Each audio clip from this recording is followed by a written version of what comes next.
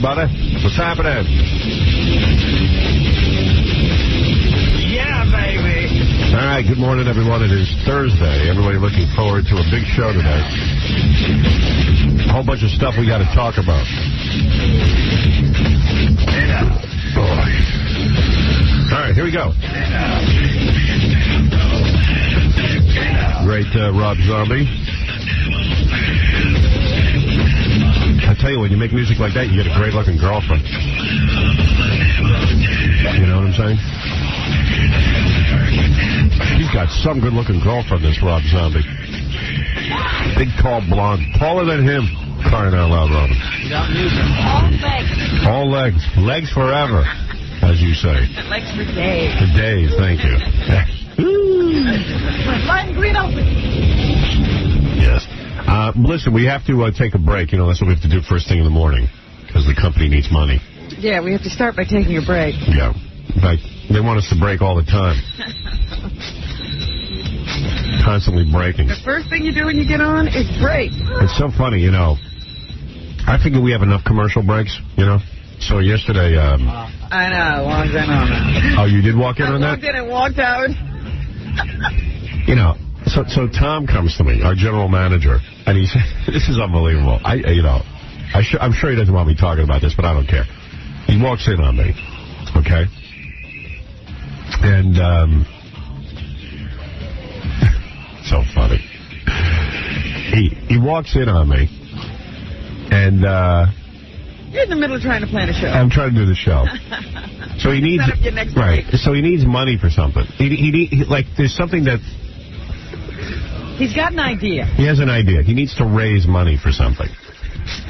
So he says, do you think we could have a sponsor for the Mike Walker game, the National Enquirer thing we do every Friday? Yes. I said, Tom, another commercial? Because no, all they're going to do is mention. It's not a commercial. It's not a commercial. I was thinking about it in my car this morning. He goes, it's not a commercial. What is it? He goes, it's just the guy says, brought to you by... It's just a sponsorship. It's just a sponsorship. I go, but Tom, don't you run enough commercials to have money to pay for stuff? I mean, now I've got to put more commercials in? It's not a commercial. He's just going to say, brought to you by. I said, well, I'm against it. And then he was trying to find out, we'll have somebody else say it. You won't have to say it. Yeah, I said, well, what's the difference? It's still a commercial to me. We have enough commercials. Well, that's why I thought it wouldn't be more clutter, because somebody else will say it. Yeah, he's insane. I go, look, you mean you can't pay for stuff as it is? At what point are you going to have some money around here? I didn't see how it ended, because me and Robin, as soon as it started getting heated, me and Robin just walked out. Yeah, we ran out. We both said, couldn't take it. So then he wouldn't take no for an answer. He said, I'm going to have Paul Turner, who's our voiceover guy, cut a spec spot. You know, I said, so I can hear it. I go, I know what it's going to sound like. It's going to sound. I failed. The National Enquirer game brought to you by... Must clutter the show. Must clutter the show. He doesn't get it. He just doesn't get it. Just do the introduction. I want to clutter the show more. I don't understand. Infinity had record earnings and stuff. Yeah, it doesn't matter. Evidently that has nothing to do with us. It doesn't have anything to do with last year. That's the reason why we had record earnings. We still have to figure out how to get money. No, it always comes down to, like, you know, we got to do something, you know, more. I go, Jesus Christ, at what point do you have money for something? We're hardly on. There's so many commercials, but he has to add another. The money was for a security guard. But it's not a commercial. Right. So it's now up to me to figure out how to pay for the security guard. Like, I'm like, individual things now are going to be by commercial. We need new pencils around here. I'm like, what? What do you mean? What do you mean? We need to? I mean, I have to pay? Why don't you just reach into my pocket? Have Gary wear a sandwich board. It's so funny. Could we plaster a poster on your forehead? Yeah. We'll do like the baseball games. I said, you mean the commercials you're running aren't paying for this stuff? I need to add more commercials. Well, my answer is no. I prefer not to. And then now it'll be vindictive and, you know. Well, now, but you got to listen to the spec. You haven't even listened. I don't know what that's going to sound like. How did it end? Because Robin and I left when it was just getting like. Well, you got to go back. Eventually, I had to get back to concentrating on what I was going to do in my next. Because he wasn't going to let go. No, he wasn't going to let go. He was gnawing on my foot. So I said, all right, why don't we listen to Paul Turner's spec tape? He goes, I'm going to have Paul Turner do a sample one. Why don't we do this? Then I heard him latching on to Fred, and I left the room. Oh, he goes, God. Fred, who is the one that tells Paul Turner what to do? Oh, And Fred was like, and Fred's so out of it. He's like, what? But What? John and I, we met in the hall. He was, I'm so out of it. It was great. Can you believe No, I know you heard the whole thing. You were jerking him around. Say what? And he knows you're jerking him around. You're a little too obvious. I said, Well, before I I have to wasn't say doing it. something, I'm getting out. All right, you left. Yeah, 'cause- I didn't even see you leave. Oh, Everybody leaves me. Me and Robin saw each other in the hall. We go, oh, my God. No, it's better you leave, because I know then Tom gets all threatened when you guys are sitting there listening. when everybody starts to pile in on At it. first, I thought he was making a joke. Yeah, I'm surprised he asked you that, and without knowing that you're going to get upset by it. No. First he comes in, he goes, I need to talk to you after the show. And I'm like, oh. You say, I don't have time. You know, I mean, I sit here for 5 hours. Talk to me during the show. I don't care. We need to talk because We should, we'll because talk after. yeah, I said, I don't really want to talk after the show. I want to go home. We have to talk now. I'm here for 5 hours doing the show. I got, commercial breaks. Talk to me during the commercial break. I don't care. Upset I me. have a great idea. All right, I'll talk to you. I need a 2-second conversation with Yeah, it's never a 2-second conversation. He always yeah, you're right, Jackie. I need a 2-second conversation, and it's never 2 seconds. How can that be 2 seconds? You're adding a commercial on my show. Yeah. Does he know the commercials are a sore spot with you? Yeah. But yeah. I'm adding a commercial. I don't care. It's not a commercial. But it's not a commercial. It's a commercial that's not a commercial. Right. So it's not a commercial. What do they put that on the log as? How do you sell it? A How do you commercial. get money for that? The only way to pay for security is if you add more commercials. What about the ones I'm running? Charge more money for those. Now. Charge a couple extra bucks for those. No. No. It's easier to add more. But he was so funny because it wasn't anything that he was doing. Yeah. It's not a sponsorship. It's not a commercial. Yeah. It's just Paul Turner saying brought to you But mix it in by- with the other 3,000. It's enough. It's enough. Stop the bleeding. right in the intro. Thank God I have some integrity. I think most people would just go, yeah, sure. Who cares? Why not? Everything will be brought to you by. Anything for a security guy. I'm going to start talking now. That's brought to you by. And we have security people throughout the building, but evidently it's my job to raise money for them. The company doesn't buy anything. No. We have to supply everything for ourselves. What do you think? God. This is a great idea. No, it's not. Another bad idea. Your safety's important to us. Make a few extra bucks. Yeah. Yeah, we'll pay for safety if you put in another commercial. Let's clutter the show up more. It's not cluttered enough. We're trying to entertain people, so we try to write an entertaining opening to the National Enquirer game. Let's put a commercial in. Let's make it not entertaining. We're protecting you with a wall of commercials. During the show, there's always some intrigue going on. And I didn't talk about it yesterday on the show because I just needed time to calm down. You should have seen your face. I was watching the whole dynamic. Well, You were, like, your head was about to explode. yeah, I sit there and I rub my head and I go, I don't believe I'm in another dumb conversation. And 2 he seconds. never knows Yeah. how irritating he is. Yeah, I wish he wouldn't have to talk to me about it. I wish he'd call my agent. I tell him, call my agent. Don't clutter my mind up with your crap. And then I'll discuss it with my agent. Robin and I knew that your head was about to explode, though. Yeah, no, he doesn't know We it. left, but he starts leaning Because- further over the console. Because it doesn't matter to him what I feel. It doesn't matter. I'm not a human being. Howard, no, it's not another commercial. It's Right. not. Because you're like, oh, Tom, it's another commercial. it'll only no, be no, 2 no, seconds. no, no, no. Tom, so charge more money for the present commercials and raise money. No. But this is just a sponsorship. I know. Crazy. I'm crazy. I wonder how long ago he thought of that idea, and whether it took him like a couple of weeks to Work. No. Came to the door. He doesn't get that I'm a human being with feelings. It's just unfathomable to him. It's always like you don't understand. Right. I'm stupid. All right. I got to take a break. money has to come from somewhere. And usually it's from this show. It's not coming out of my pocket. Yeah. How about another show? Add something to another show and pay for this. It doesn't have to come directly from me. Show. It's out of the time we get to talk. Oh. It's always coming out of the time. Let's slice more of the time you talk. Do it. How about like during the afternoon show? Who's on in the afternoon? During the Will Penn-Darby show. Spots or something.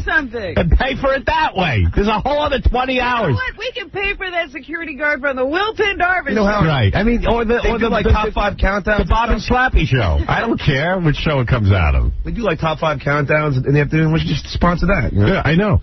Yeah, sponsor the top 5 content. Why does it? In other words, if I need a security guy, why does it have to come out? Because it's for you. Right. It's for me. You have to suffer for it. Right. So there's another way to just clog up and clutter the program. Doug, you're on the air. You can't Howard, Yeah. why don't we have your bowel movement sponsored by Dial Mattress, and then Robin's period?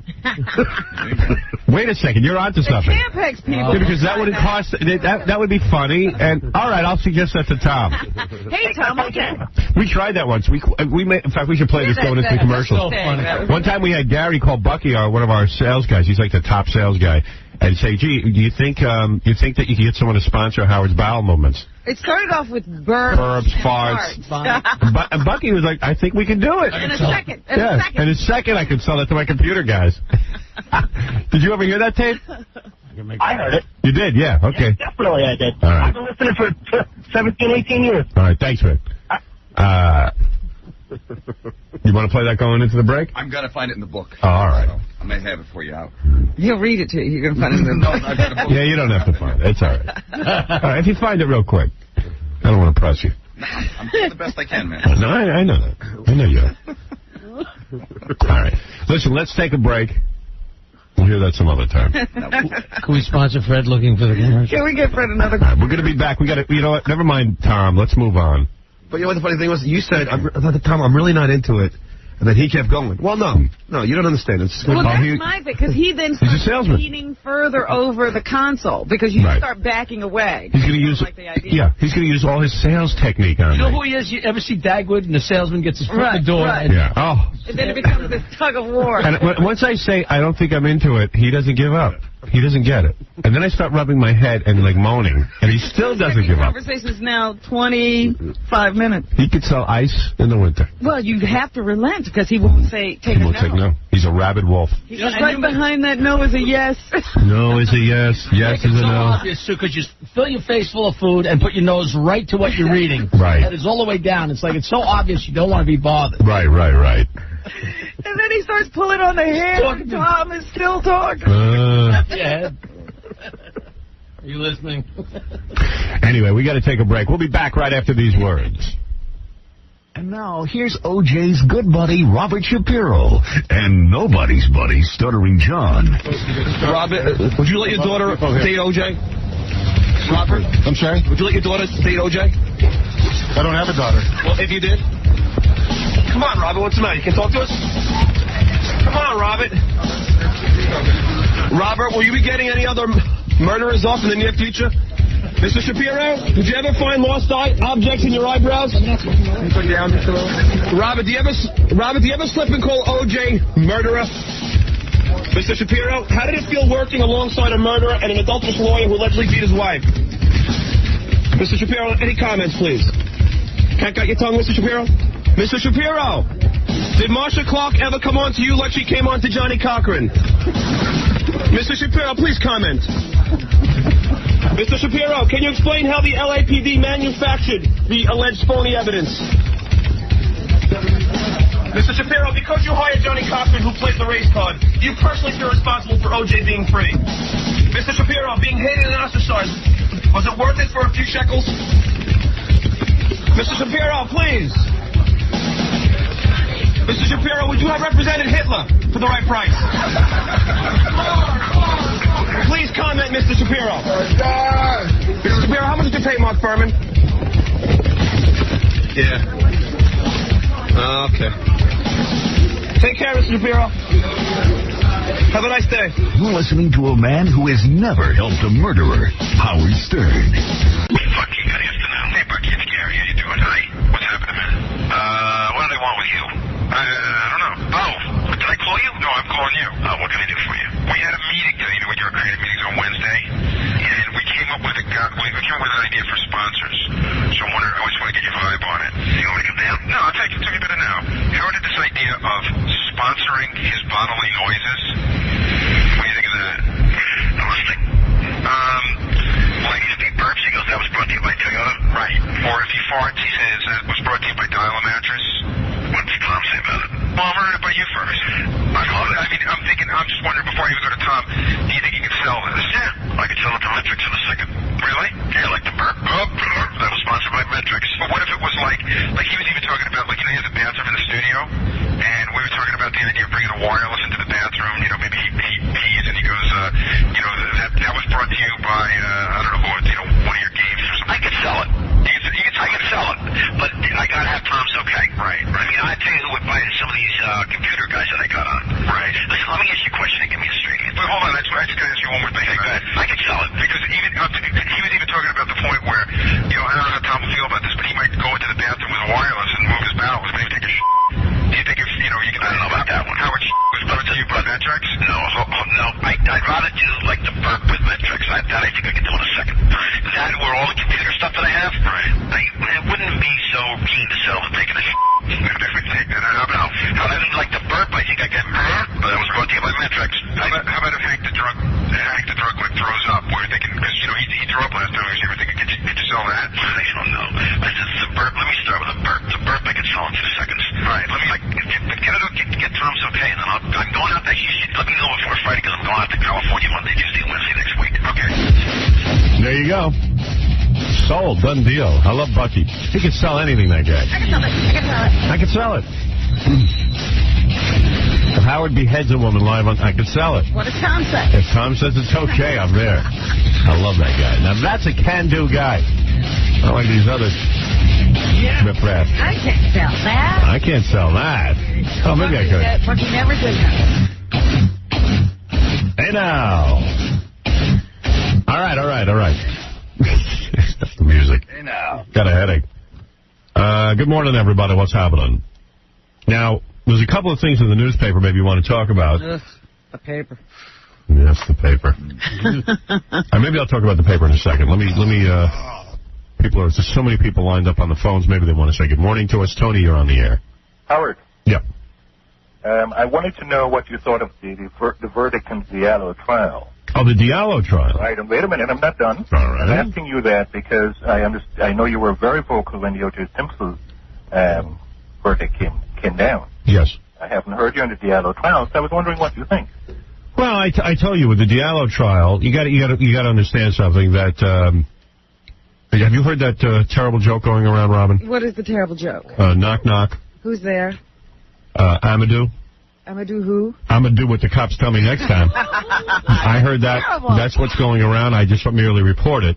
No, they're not. They just shot another guy last night. The cop shot another guy last night. Listen, first of all, this will teach everybody. When the cops say to you, when you see 4 police officers and they say to you, listen, stop and don't move. Do you know they said that? Yes. Were you there? No, of course I wasn't. I wasn't there for the O.J. killing either. That's a silly thing. Was I there? Well, it's a well, let me ask you something. What is their motive in killing this gentleman? What? It's a legitimate... No. You think if you believe that the cops need to go around killing a guy... But he acts like he was there. He believes something like he was there. Nobody was there. But when a cop tells me, pull over and shut up, I see how people behave. Not just black people, white people too. Everyone gets kooky. You gotta stand there. These are just guys who, they're civil servants. It just so happens that they're the cops. But they're just, let me tell you what a cop is looking for out of life. He's got a simple job. He doesn't make a lot of money. He wants to do 20 years and retire. That's what they want to do. Like a sanitation worker, like a guy who goes and works for the state. These are people who don't expect to be high earners. But if they can do some good, that's good too. They expect to, go through their jobs and go and retire at some point and try and have a comfortable life with their family. And it would be nice to have a little cooperation. The idea that somehow you think that these 4 guys set out in the morning to shoot some dude and make for target practice, miserable. You got to be nuts. Could I respond? But, no, you asked my opinion. You can't respond. I will respond when I'm done if I allow you to. Get your own radio. Get your own show you want to respond.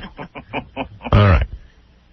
So for you to imagine and concoct a story that officers are going around because they're so racist that they have to go around and kill black people. Better to do. Yeah, that's what they want to do. Sit in courtrooms all day. Now, are the cops racist? I bet you a lot of the cops are racist. I bet you maybe those 4 cops could be. Baseball players and anybody else. And if you think cops are racist, which there's probably a good chance that cops can be racist, that's even more reason to behave when they pull you over. Don't pull out wallets. Now, I was talking to a cop the other day. He says, I've had to hold a gun on somebody. He says, if you don't think you're nervous, of course you're nervous. Your adrenaline's pumping. If a guy does a reach around, pulls something black out of his coat. In the dark, mind you. Yeah. You think immediately he's going for a gun. They're not Superman. They don't have X-ray vision or laser sight or any of that stuff. So you have a responsibility as a citizen to assist the police officer and assure him that you are not carrying anything. But what you have to understand, Howard, and what everybody has to understand, and nobody will say, is there are certain communities where a certain level of crime is tolerated. Right. And we don't want our criminals shot. Right. That's what a lot of people who take them out with surgical precision, but don't kill them. Yeah. Listen, there are a lot of people in the black community who are frightened, and they're not allowed to speak out. Look, could I say something? No, I said no. We're still talking. I'm filibustering. There are a lot of people in the black community who are frightened. These are hard-working people who are frightened by the thugs and maniacs running around in their community. Now, I know I've said this before. I grew up in a black community. There is a lot of crime. And if you're going to deny that, you're out of your mind. Well, I'm not denying. There's a lot of crime because of economic reasons. There are people growing up in broken homes and poor. They don't have a lot of support system. But I can't go into why there's a lot of crime, but there is. And cops are constantly being called in. And if the cops don't show up, they're yelled at. If they show up, they're yelled at. Now, last night there was another shooting. I don't know if you know about this. Yes, I do. Okay. A cop shot a guy. A guy had heroin on him. Well, do you understand what happened in this one? It was a struggle. They actually apprehended 3 people. Right. And they were, up against the wall, and they were doing the cuffing thing and the whole thing. Right. And one guy bolted. Right. Now, there was a chase, and it looked like the guy might have been going for something, but he knew he was dealing with police officers. Right. He was only going to be arrested if he had just stood there. Right. But he decided to run. And then it looked like he was taking out something. Shots were fired, and he was killed. Right. This time, the shooting cop was an Hispanic cop. Right. Thank God. Because then it won't be so racial. But immediately, there were crowds on the street, and people were throwing things at the police officers. And one of the things I heard one of the protesters saying was, so what that he had a criminal past? A lot of our kids have criminal past. Right. Yeah. So, in other words, you can't have it both ways. You can't have people fighting crime and people running from the cops. There's consequences. So what is the answer in last night's shooting? Sit still. Get arrested. So what? The last time this guy was arrested was for the Amadou Diallo protest. He was out there protesting. Well, of course. Because it's work-related. Yeah, I said he had a vested interest. Right. Because he likes to run from the cops. Listen, you either want a crime-free community or you don't. So you can't keep calling the cops into the community and then wonder what goes on when they're called in. Because my question is, and nobody ever reports on this, have the number of calls to police in the Bronx reduced since the Amadou Diallo shooting? No. No. They've probably risen. I don't know for sure. I don't know for sure either, but I doubt that there's been a decrease in calls. So, again, and you're right, sir. I'm going to tell you something. When a white cop comes up to a black man, he has racist thoughts many times. Yes, you're absolutely right. You're not going to cure racism. But how racist is it that this is a high-crime neighborhood that may be a criminal? Right. But the fact of the matter is, if you know that, and black people are very aware that white people are racist, behave even better, not worse. People are now saying they want the right to run from police. Right. You can't. You don't have the right to run from the police. You want to have that right, move to, I don't know, Iraq. Or wherever they have that. Run in Iraq. Well, wherever it is that you can. Can I respond, Howard? Yes. Now you can respond. Thank you. And do it quickly, not in a verbose way. This response will have no bearing on what we've just said. We will have made no sense to him. Because you guys went from Amadou Diallo to what happened last night. I'm not really... I'm giving you a way to live. Sir, are you a black man? Yes, I am. When the cops pull you over, which they will. They have. Of course they have. They have. Of course they have. Okay. We told you they have. I've been pulled over. And if you don't be quiet, I might have to shoot you. He acts like you've never been pulled over. Right. I've been pulled over. We've all been pulled over. I have long hair. I get pulled over all the time. Listen to me. Yes. They think I'm a big, ugly girl.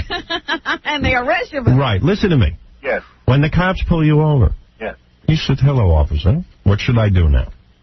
All right. Well, that makes you a pussy, right? That's funny. Oh, hey, man, I'm going to teach that man a lesson. Guy's got a firearm. Yeah. You say, hello, officer. What did I do wrong? How can I help you? How can I assist you? And then he'll say, listen, you are a suspected heroin addict or something. I don't know what he's going to suspect you of. You probably get suspected of everything in your behavior. And then he'll say, yes, officer, okay. Do you need to arrest me? Yes, okay. Put out your hands. That's it. Don't sit and argue with the guy. You're going to sit and argue with a guy, especially if you think he's a racist? Can I respond, Bill? And then you break into Old Man Ribber. Now stop. Old Man Ribber. Hey, somebody will shoot you for that. Stop that. So that's how you are to behave. All right. Well, now I know that. I didn't know it before. Yeah. I know that's not being a tough guy like you see in the movies. Not standing up. You're not being, you're not standing up to the man. But you'll be alive. Stand up later in court. Right. Well, can I say something now? Yes. Okay.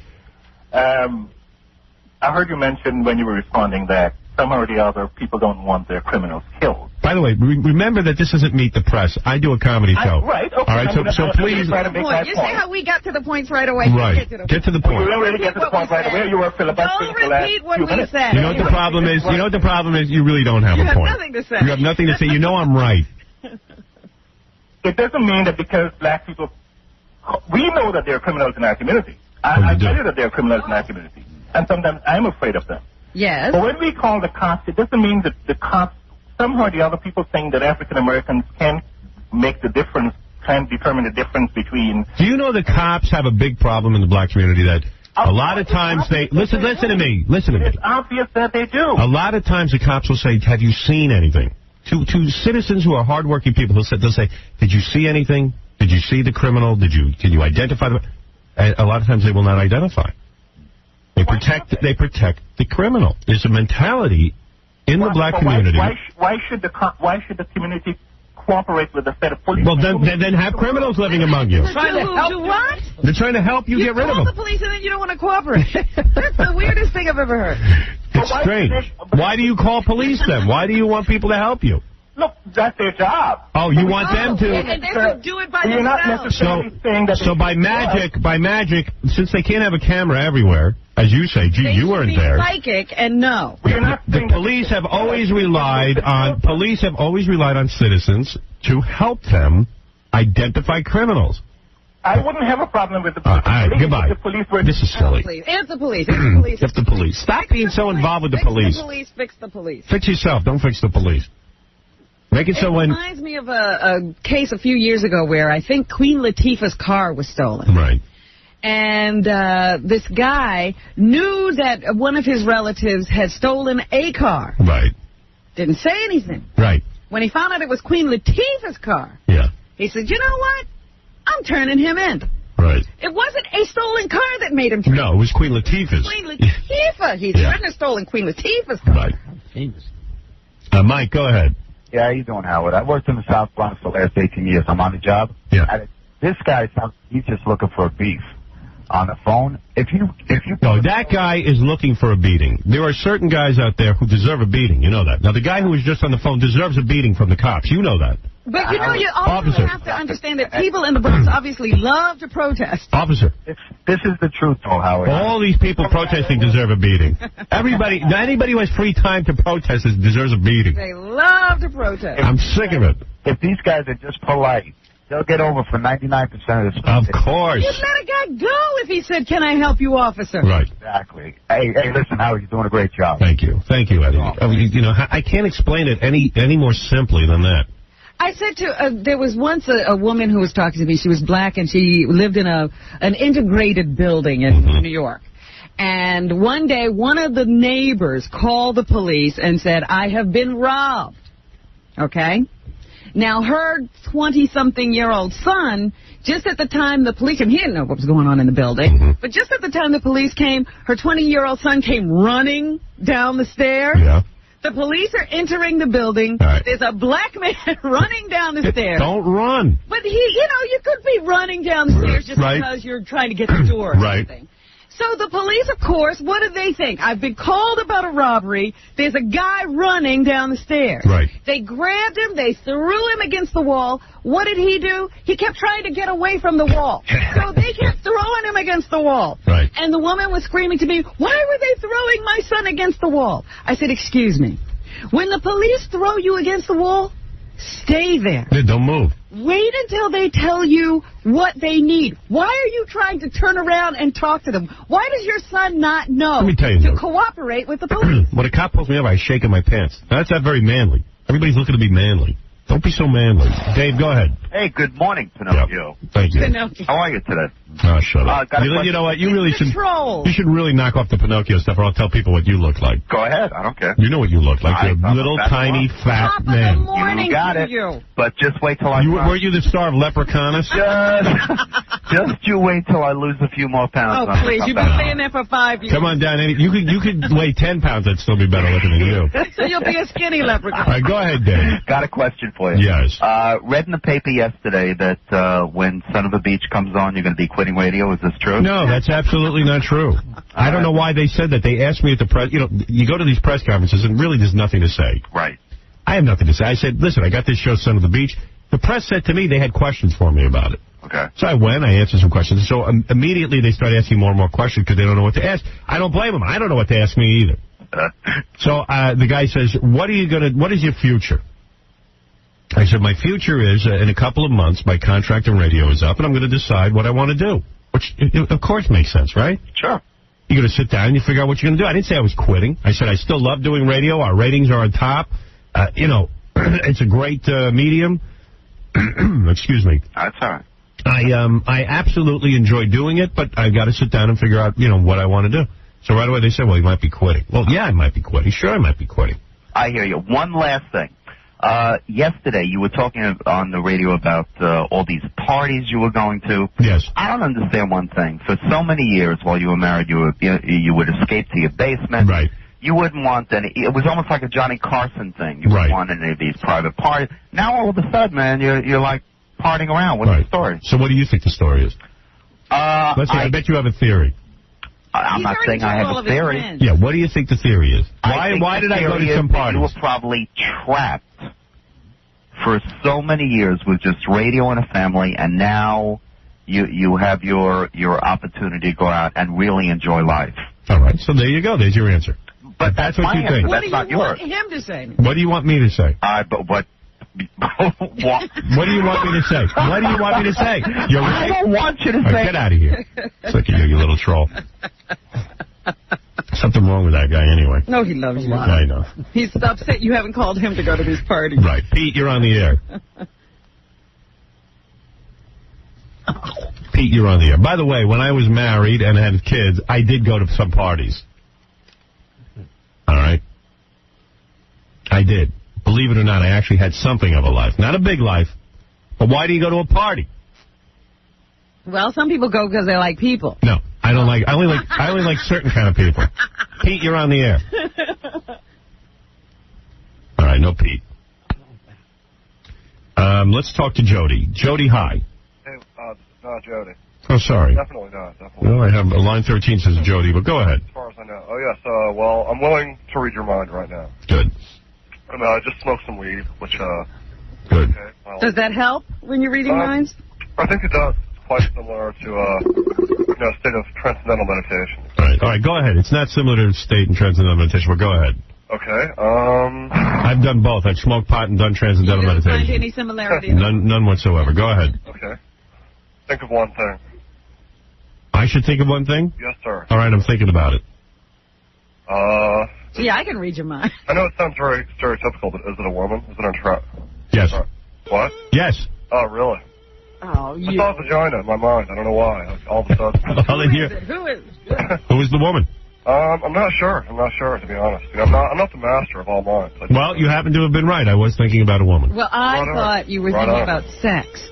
Right on. No, well, yeah, okay. I was thinking about having sex with a certain woman, yeah. And I have not had any marijuana this Right. Okay, well, thank you. Well, you read my mind. Anything else I can do for you? No, thank you. All right, take it All right. All right. He was right. But so was I. Yes, you were right, too. Johnny, go ahead. Yo, Howard, how you doing? Just real quick, I'll give you my formula. When I'm pulled over, I stick my hands out the car and wait for them to tell me what to do, no matter what. Right. That's it. And I don't even really do much wrong, but hey, they're there. But anyway, you were on Millionaire last night as the answer to a question. Again? Yeah. Do you know that this show, Millionaire, there isn't a network. Excuse me, I'm having a little trouble this morning. Not much, just a little. Let me get some water. Hold on. Goddamn headphones don't even stay on my head. Are we still on the air? Well, my hair's all messed up, Robin. Oh, boy. Life is tough. Hold on.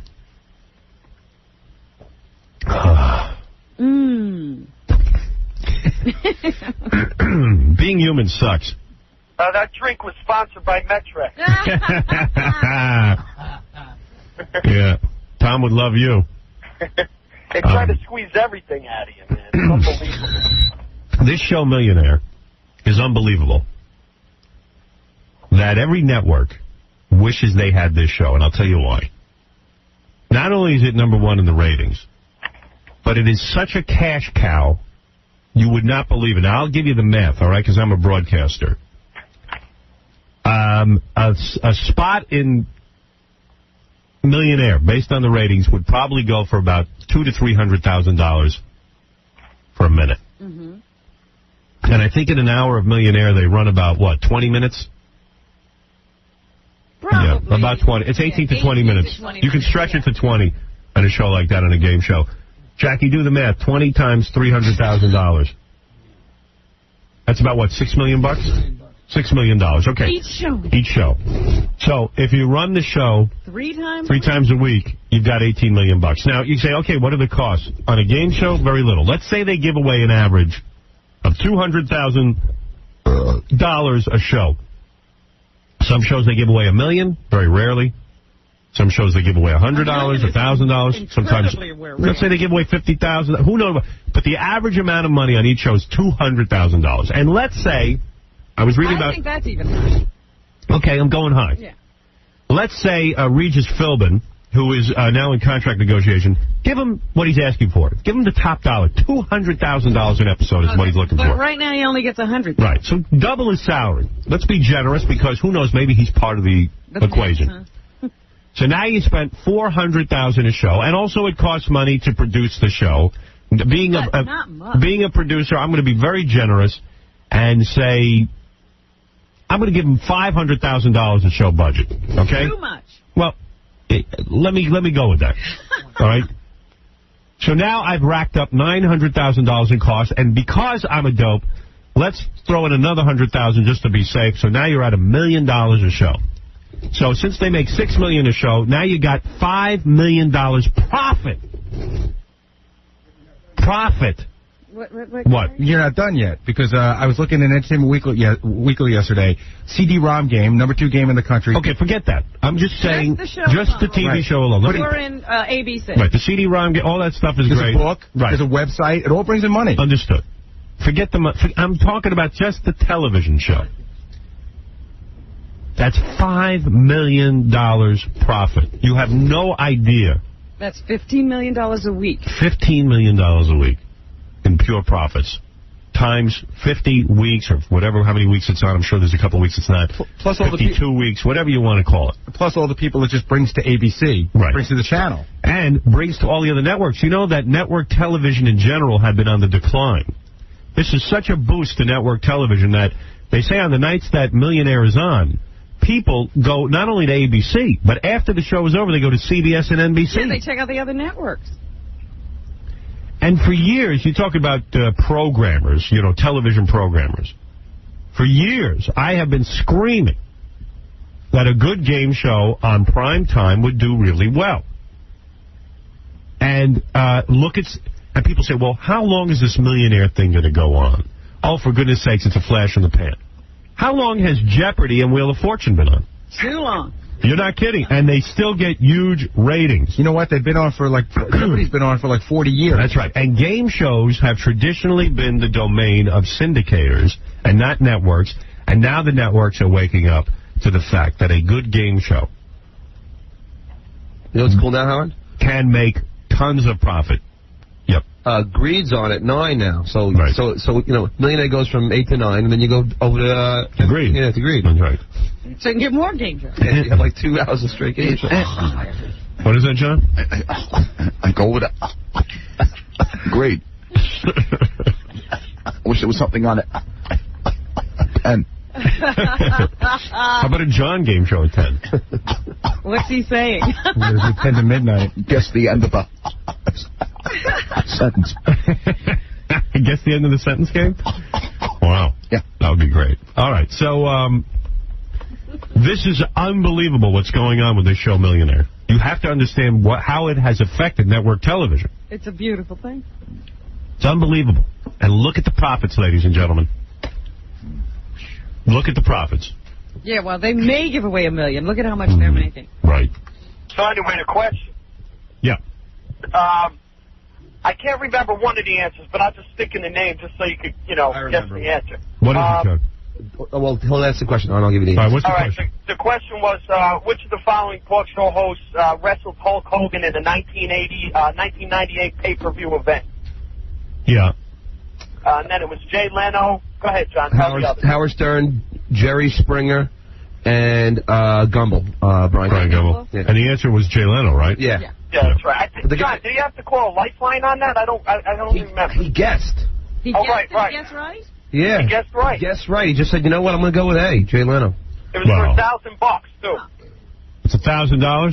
Yeah, $1,000 question. I've been on that Millionaire show a couple of times. Oh, you know what? I think he did call a lifeline, but the guy didn't know either, I think. So the guy didn't know either? Yeah. Well, I hate it when they use a lifeline for a $1,000 question. Yeah. I saw a guy use a lifeline for a $200 question. You're kidding. Some of those questions are... Some of them I didn't know. It was like one of those children's book things. I was like, I don't know it either. No, they're never going to make it to any kind of money when they're using it for a $200. I saw one, Howard. What ingredient goes into silver to make it sterling silver? What is it? It's either platinum, copper, iron, or nickel, or something like that. Or copper, iron, or nickel. No, platinum, iron, copper. I don't know. What's the answer? Who cares? Copper. But I mean, I don't know. That was like a I wouldn't go on that show. I can't even get through the test question where they ask you to put things in line. Well, have you ever seen somebody ask the audience their opinion and the audience be wrong? Yeah. Does that happen a lot? It doesn't happen a lot. It just happened. What was the question? I have never seen that. Because I don't watch it that much. But you know what happens a lot of times? Sometimes the audience is confused and they get some answers almost, it's like a 50-50 split. Right. So then you're really up S Creek.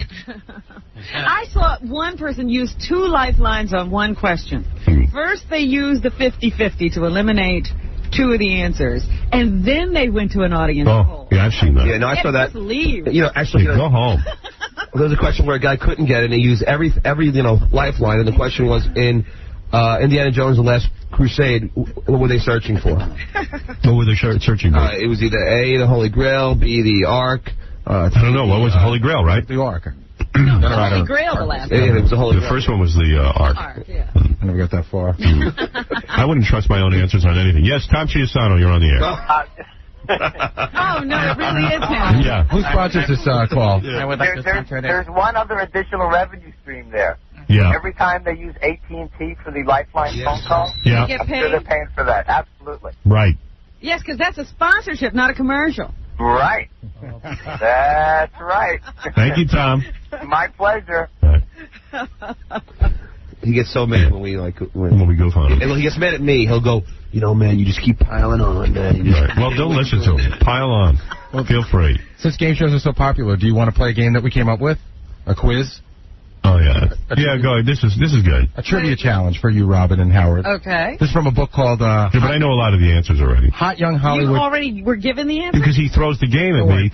I got 100 questions. All right, go ahead. This is from a book called Hot Young Hollywood Trivia Challenge. This is all about the hot young actors of today. All right, go ahead. Okay. I'm going to give you a name. You got to tell me whether it's a person's real name or whether it's their stage name. Okay. Okay? James Vanderbeek. Stage name. Real name. That is his real name. Ugh.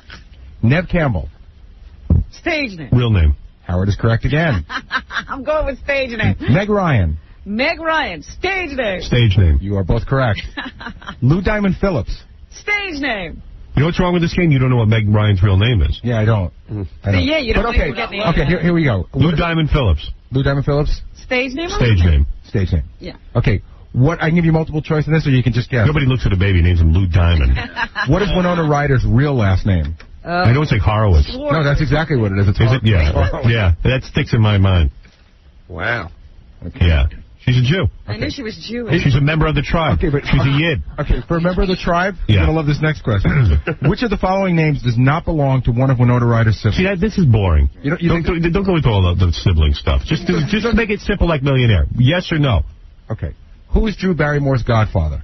Oh, David Crosby. No. No, wait. Let me think. Godfather? Yeah. Drew Barrymore. That's right. How would I know who Drew Barrymore is? He's a famous person. Yeah, but how would I know that? Yeah, we weren't I like the... You want multiple Marlon choice? Brando. You want multiple choice? Who? John Huston, Jimmy Stewart, Steven Spielberg. Steven Spielberg. Or Vito Corleone. Steven Spielberg. Steven Spielberg is right. Right. Ugh. Well, what? Yeah, because she was... What happened to those... Just give me the names again. That was good. Skeet Ulrich. Stage name. Stage name. That's right. That's not his real name. All right. Demi Moore. That's her real name. Stage name. That is her stage name. Oh, what's her What is her real It name? doesn't tell you. Oh, darn. Listen, it's from a book. They don't give it to you. Don't call me a You dummy. should... Her real name is Dummy? Go ahead. I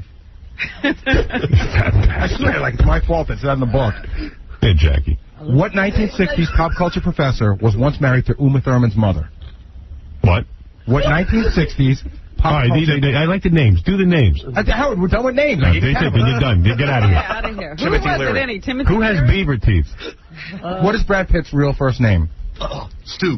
Gum. Stupid. Would you like some choices? All right. Is it Brad, William, Homer, or Jonathan? Homer. Brad.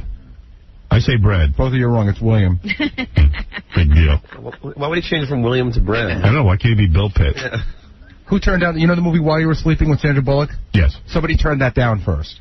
Madonna. Because they wanted too much money. Madonna. Michelle Pfeiffer, Jessica Lange, Uma Thurman, or Demi Moore? Demi Moore. Uma Thurman. Michelle Pfeiffer. It's Demi Moore. All right. I don't even like these questions. All right, we got to take a break. I know, this is dumb. All right.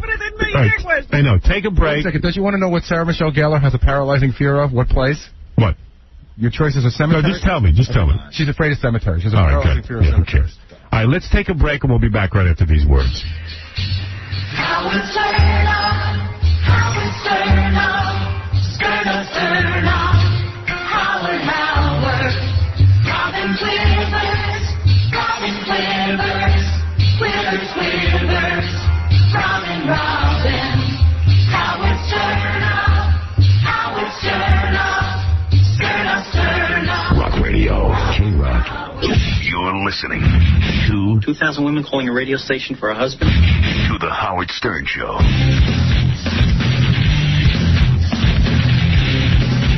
My track number, yes, sir. Are you ready? What the hell was that?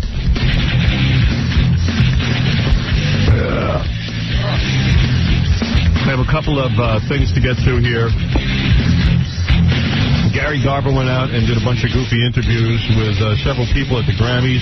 Meant to play these yesterday, never got to them. This is Gary Garver with Jamie Foxx. Jamie Foxx is that black comedian. Yes, he has his own TV show, and he was in the Oliver Stone movie Any Given Sunday. You look good, man.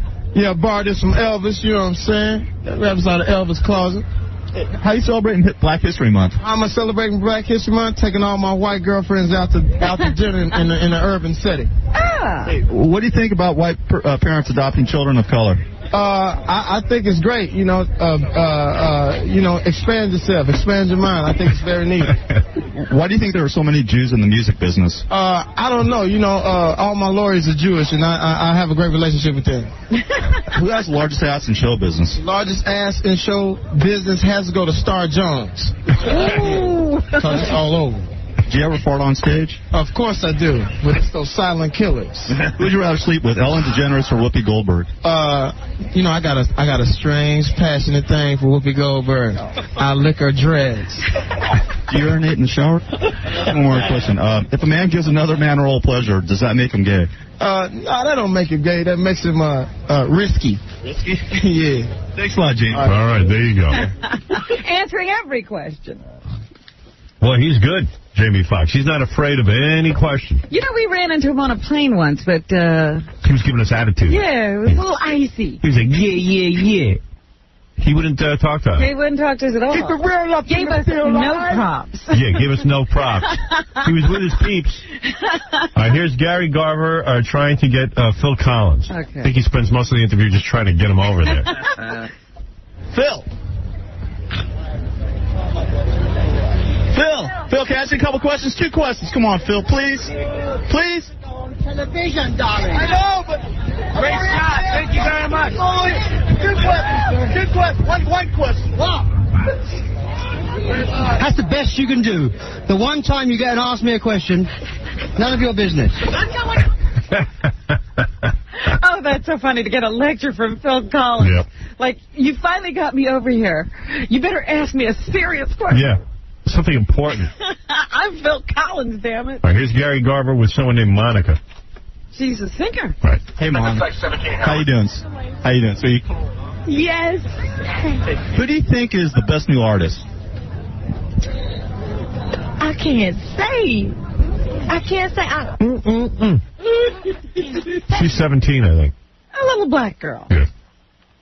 I must tell you that I am extremely confused this year because every category has so many people that I can say, well, I love them for that or I love them for this, but it's just a hard pick this year. Can you sing me your favorite song from this year? Inside, we got to get inside. Actually, one more question. Since Howard Stern's single, would you go out with him? No. He might be very cruel, and I don't think I could take it. That's important. Excuse me. She's like, girl. Penis sign. Better not be. You're not getting any date with me. Well, that was what she considered very cruel. You know, I was going to ask her out, too. I need a nice 17-year-old. You know what? You won't believe who just became single. You are going to get so excited. Pamela Anderson. No. But better than that. Better than Pamela Anderson? Better than Elizabeth Hurley. Better than that. Heather Locklear. Better than that. Demi Moore. Oh, she's already single. She's already is he going to benefit me in some way? Oh, you know this woman. You I can do? go out with her. Oh, yeah, this must be some real mess. Is it like Whoopi? Now, here you go. Is it Whoopi? Whoopi Goldberg has just announced that she and her longtime love, Frank Langella, have amicably split after 5 years. Yeah. He opened his eyes. I'm back on the market. Turn on the light. Single again. Baby. Well, okay. She'll be on the phone later, Howard. Hey, I'll take her on. Why not? She wants you to lick her dreads. Here's Gary Garver with John Tesh. Go on, can I ask a couple questions? How you doing? Yeah, hey, good. Can you sing your favorite song from this year for me? Yeah. The love boat is fascinating and new. Thank you. Who has the largest ass in show business? Never done that. You ever fart on stage? Never done that. Is Hollywood biased against fat actresses? No, I don't think so. If a man gives another man oral pleasure, does that make him gay? Next question. Has anyone ever accused you of being gay? Yes. Yeah. How often do you engage in anal sex? Next question. Who will you be voting for in the next presidential election? You're looking at him, baby. Is that John Tesh thing over with now? I don't think so. No. I think he's gained more credibility as a musician. Yeah. With who? Here's Gary Garver with the Backstreet Boys. Hey, Backstreet. Hey, guys. How you guys doing? Backstreet Boys. Hey, what do you guys think about Howard Stern doing your song? Howard, all the time, man. I on my feet all the time because it supposedly gets rid of athlete's foot, so it's really good. Do you ever fart on stage? All the time. Thanks a lot, Bat. All right, Backstreet Boy. He's fighting the athlete. This is Pat O'Brien. Hey, Pat, can I ask a couple questions? Who will you be voting for in the next presidential election? I don't know yet. Tom, do you think there are too many useless award shows? There's 32 of them. Who do you love more, your mother or your father? I can't say. I mean, I think one of the reasons people always say, hi, Mom, I just lost my mom, so she's more in my thoughts now. I'm sorry. Which parent told you about sex? My dad. Why do you think there's so many Jews in the music business? I don't know. You ever fart on stage? Oh, come on. He came back and saw me at the Tonight Show. Pat O'Brien. He is on Access Hollywood. Yeah. People might not know. He came walking back there into my dressing room. I told him to get out. Really? Yeah, I didn't know who he was. I didn't realize who it was. And he said, no, Access Hollywood. Oh, okay. How you doing, Pat? What's up? Didn't he used to do sports? He did sports, and then he got whisked away to Access Hollywood. Here's a touch-tone terrorist phony phone call. Hello. Hello. Customer service. May I help you? Yes, sir. I was calling.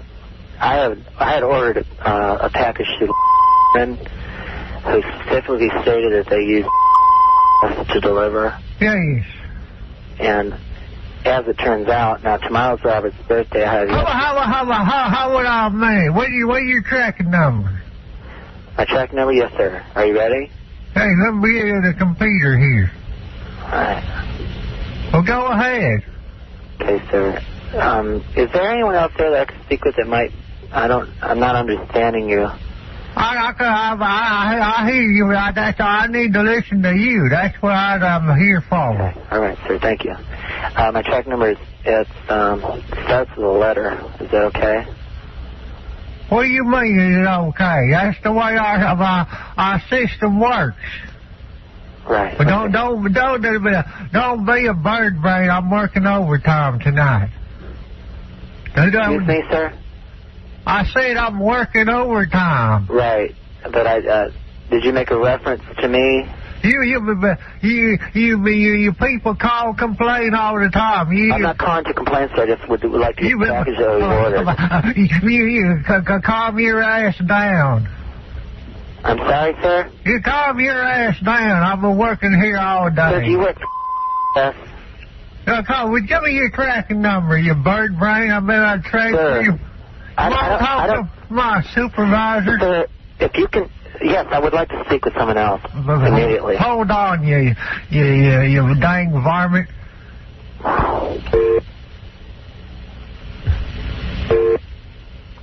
Customer service is Willie. Excuse me? I said, it's Willie. Can I help you? Yes, sir. Yes, sir. Thank you. I was about to give my tracking number. I just got to talking to Jim Bob. He said you were giving him a hard time. No, sir. I'm not trying to give anybody a hard time. I'm just trying to get our package. My friend's birthday is tomorrow. We ordered the package in plenty of time to receive it. What did you send him? It's a personalized item. Hold on a minute. Let me ask, did you specificate the correct zip code on there? Pardon? You specificate the correct zip code. Yes, sir. 43336. You got the right damn zip code on that end. Pardon me? I just want to make sure I'm asking y'all put the right zip code on there, because all you people all call up complaining and y'all forget to put the right zip code on there. It ain't our fault if y'all put the wrong zip code on there. You know what I'm saying? Sir, is this what the hell are you talking about, you jive turkey? I come down there, I stick a chicken fried drumstick up your mama booty. Sir, I'd like to see you try that. This is ridiculous. Is this you being a jive turkey? Hold on a minute. Yo, brother, I got this jive turkey on the phone giving us a hard time.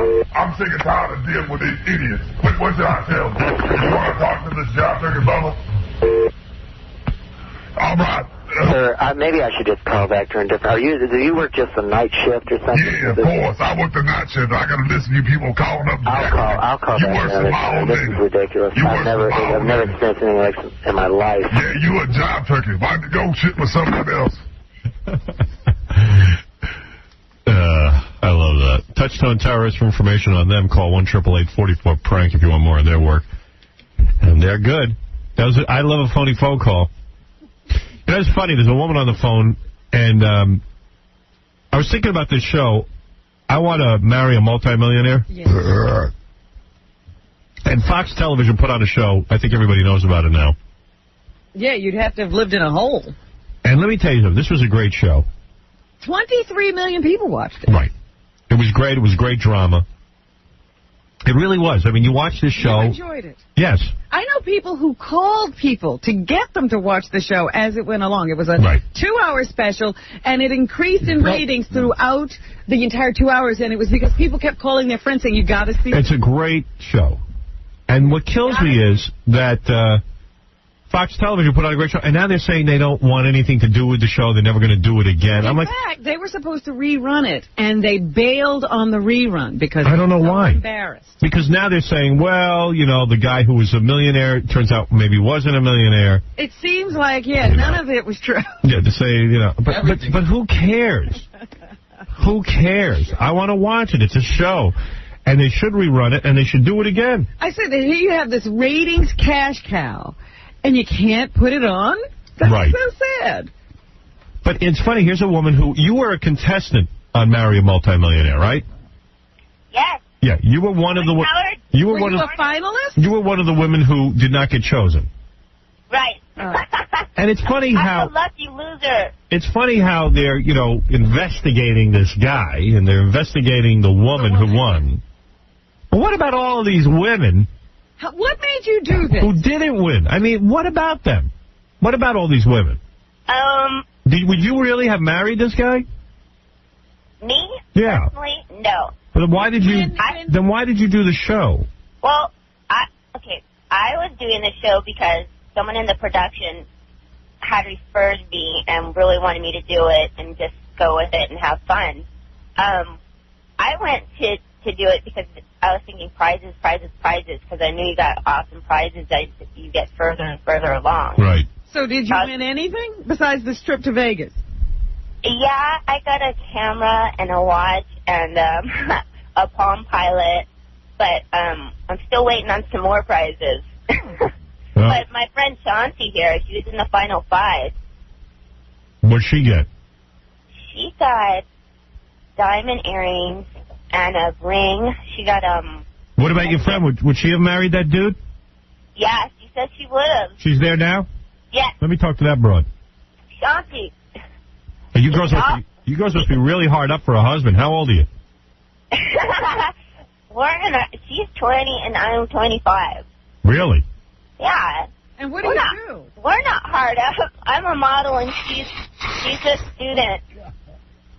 So if you had made it into the final and he got on his knee and said, will you marry me, you would have said no. That would have been fun. I would have ran. No, but He was pretty gross, though, you got to admit. Yeah. We thought you were going to come out, Howard. Yeah. Darva Conger says as soon as she saw him, she wanted to run. She did. So this was not a guy that looked like anything she would have ever talked to. Yeah, well, what did she expect? Well, she had this fantasy. What guy do you know who supposedly has millions of dollars and can't get a girl? He wasn't like so bad. He wasn't so bad until, like, he smiled. No, no, I'm just kidding. Yeah, well, you sound pretty gross, actually. I do? Yeah, your voice and your laugh. Oh, you're mean. No, you're nasty. He just woke up. I'm beautiful. You got to watch the show. Really? Yeah. Well, we can't. They embargoed. Well, how come you weren't chosen? You know what? I don't know. I was in shock that I wasn't chosen. Gotta be a personality. What did you say when they asked you what you would do for this guy? Even a loser with 2 restraining orders didn't choose you. I didn't even hear that one. Let me talk to that other broad. Okay. Really? Oh, wait, Gary. Aren't you shocked? Nice to me, Wait a Howard. second. All right. Aren't you shocked when girls like this have no clue how annoying they are? Right. Like, she doesn't know because she's probably beautiful. Gorgeous, probably. Right. Yeah. She can't be that beautiful if the dude didn't pick her. But that's why radio's great, because Oh, we can't come do on. He picked the final 10, like, he picked I don't think he picked the prettiest girls. I think he was picking who was his type, and he's a goofy bastard. Yeah, nobody likes pretty girls. He was a goofy bastard. He was a goofy bastard. Howard, in all honesty, I mean, the guy chose the wrong chick anyway. I mean, Darva was definitely not the prettiest girl out of those 5. Someone said he knew her ahead of time, but Yeah, that's what I've been hearing. Well, she didn't seem to know him. Yeah, they haven't been saying that now that they've been doing their interviews. Wow. We'll come down there and we'll show you how hot we are. All right, come on down. Where are you? You in New York? We're in New York because we did the Montel show. There was 5 of us that day. All right. Hey, no, I don't. Hey, let me talk to that other bro. Why don't you guys just come down here? Well, how soon can you get here? We can get there. How far are you from? Are you Midtown Manhattan? You could be here if you jumped in a cab now, you could be here in 15 minutes. We're in 81st. Yeah. Okay. So you could be here in 15 minutes. See, they don't listen. Yeah, I listened. Stop. No, you don't listen to what we're saying. Screech. Yeah, You're so busy screeching, you don't listen to what we're saying. We're being so clear. Come down here now. Be here in 15 minutes. Okay. Now listen to me. Now hold the line. I'm going to put you on hold. And we'll tell you how to get here. And we're going to tell you how to get here. Okay, Howard. Be nice. I love your show. Okay. Hold on. As we speak, she's looking in the mirror. I'm sure of it. Female Pauly Shore. Yeah. Like all over the place. Yeah, Chauncey, you're on the air. Hey, how's it going, Howard? Hey. If that other girl, if she's still interested in being with him, this is not a plug, but this guy, Rick Rockwell, he called eyada.com and is asking for the girls who didn't win to send in their picture because he's still trying to hook up with them. He's asking for any girls to send in their picture, actually. Is he a millionaire or not? I heard that he does not have $2 million. Did you see that house? The house looks like a trailer park. Oh. Yeah, it looks like you could pick it up and move anytime you want. So how come, didn't they investigate whether or not he was a millionaire? Yes, they did. Apparently, he sold a bunch of property. But it sounds like he's a guy who may or may not have money, depending on what's going on, because he had a $500,000 home that he sold, and one of his friends said that it sounded like he couldn't afford to keep it up. Right. So who knows what's going on with that But you really can't blame him, can you? I mean, Fox had the opportunity to investigate him. Well, yeah, of course. You mean to tell me you don't blame a guy who lies? Yeah, they asked him, is there anything in your past that could come up? And he knew there was a restraining order. A couple, as a matter of fact. I feel kind of weird about restraining orders because, a woman can file a restraining order and not necessarily be guilty, but he had two. He had two. Yeah, he had One two. from a guy, another comedian. He had a restraining order from a guy? Yeah. Oh, that's embarrassing. No wonder he didn't bring that up. Yeah, I have to stay away from a guy. Stay away. 500 feet. Wow. But anyway, he said that anyone who sends their pictures to eyada.com. Oh, stop it, Chauncey. If you're going to keep calling up with that goddamn dumb website of yours. Really, everybody with their stupid-ass websites. Why don't you say eyada.com 5,000 times? My audience still isn't going to tune in. I'm telling you how. Get out of here. Really, with that eyada. Said it already. Just shut up, Chauncey. I can't even put him on anymore. Now he's plugging every 10 seconds. .com. Yeah, with .com. I'm so sick of .com. Go get a paying job. I like the guy, and he's got to come on here every minute with eyada.com. It's like, no one's tuning in. You know what eyada.com is? It's a bunch of radio guys who all got fired from their radio jobs, and now they're trying to start a radio station on the Internet. Good luck. People listen to the radio in their cars. Who's going to sit there, listen on their computer to the radio? Computer in the car. Yeah, I'm going to drag my laptop. Come on. How much trouble I got to go through to get on the radio? Police. I want to just turn the goddamn thing on and hear a few songs. What it is, radio's too easy. Yeah. I want to put some obstacles in my way. I'm on the Internet all the time. These guys have radio stations on the Internet. You tune in, and what they do is it's an excuse to play a lot of bad music. Yeah, because you can't get that on the radio. Yeah, and then the guy comes on and goes, we play reggae music. You can't get that on regular radio. Yeah, you know why? Because I can't stand it. I'm not a Jamaican. Yeah, I don't want to listen to reggae. Reggae music. Caribbean sounds. I hate Caribbean sounds. There's a reason you don't hear that on the radio. Nobody likes it. The all blue station. Yeah. Da-da-da-da-da. You listen to our station. We play good music. By the way, Steve Kingston wants me to remind you of that. Oh. We do play good music the rest of the day. I love this station. I listen. Yep. We play some good tunes. I haven't listened lately because my apartment, the radio reception isn't that good. You're in New York. You can't hear anything. Yeah, well, I'm going to hang an antenna on my window. I'm going to put an antenna on my head. There you go.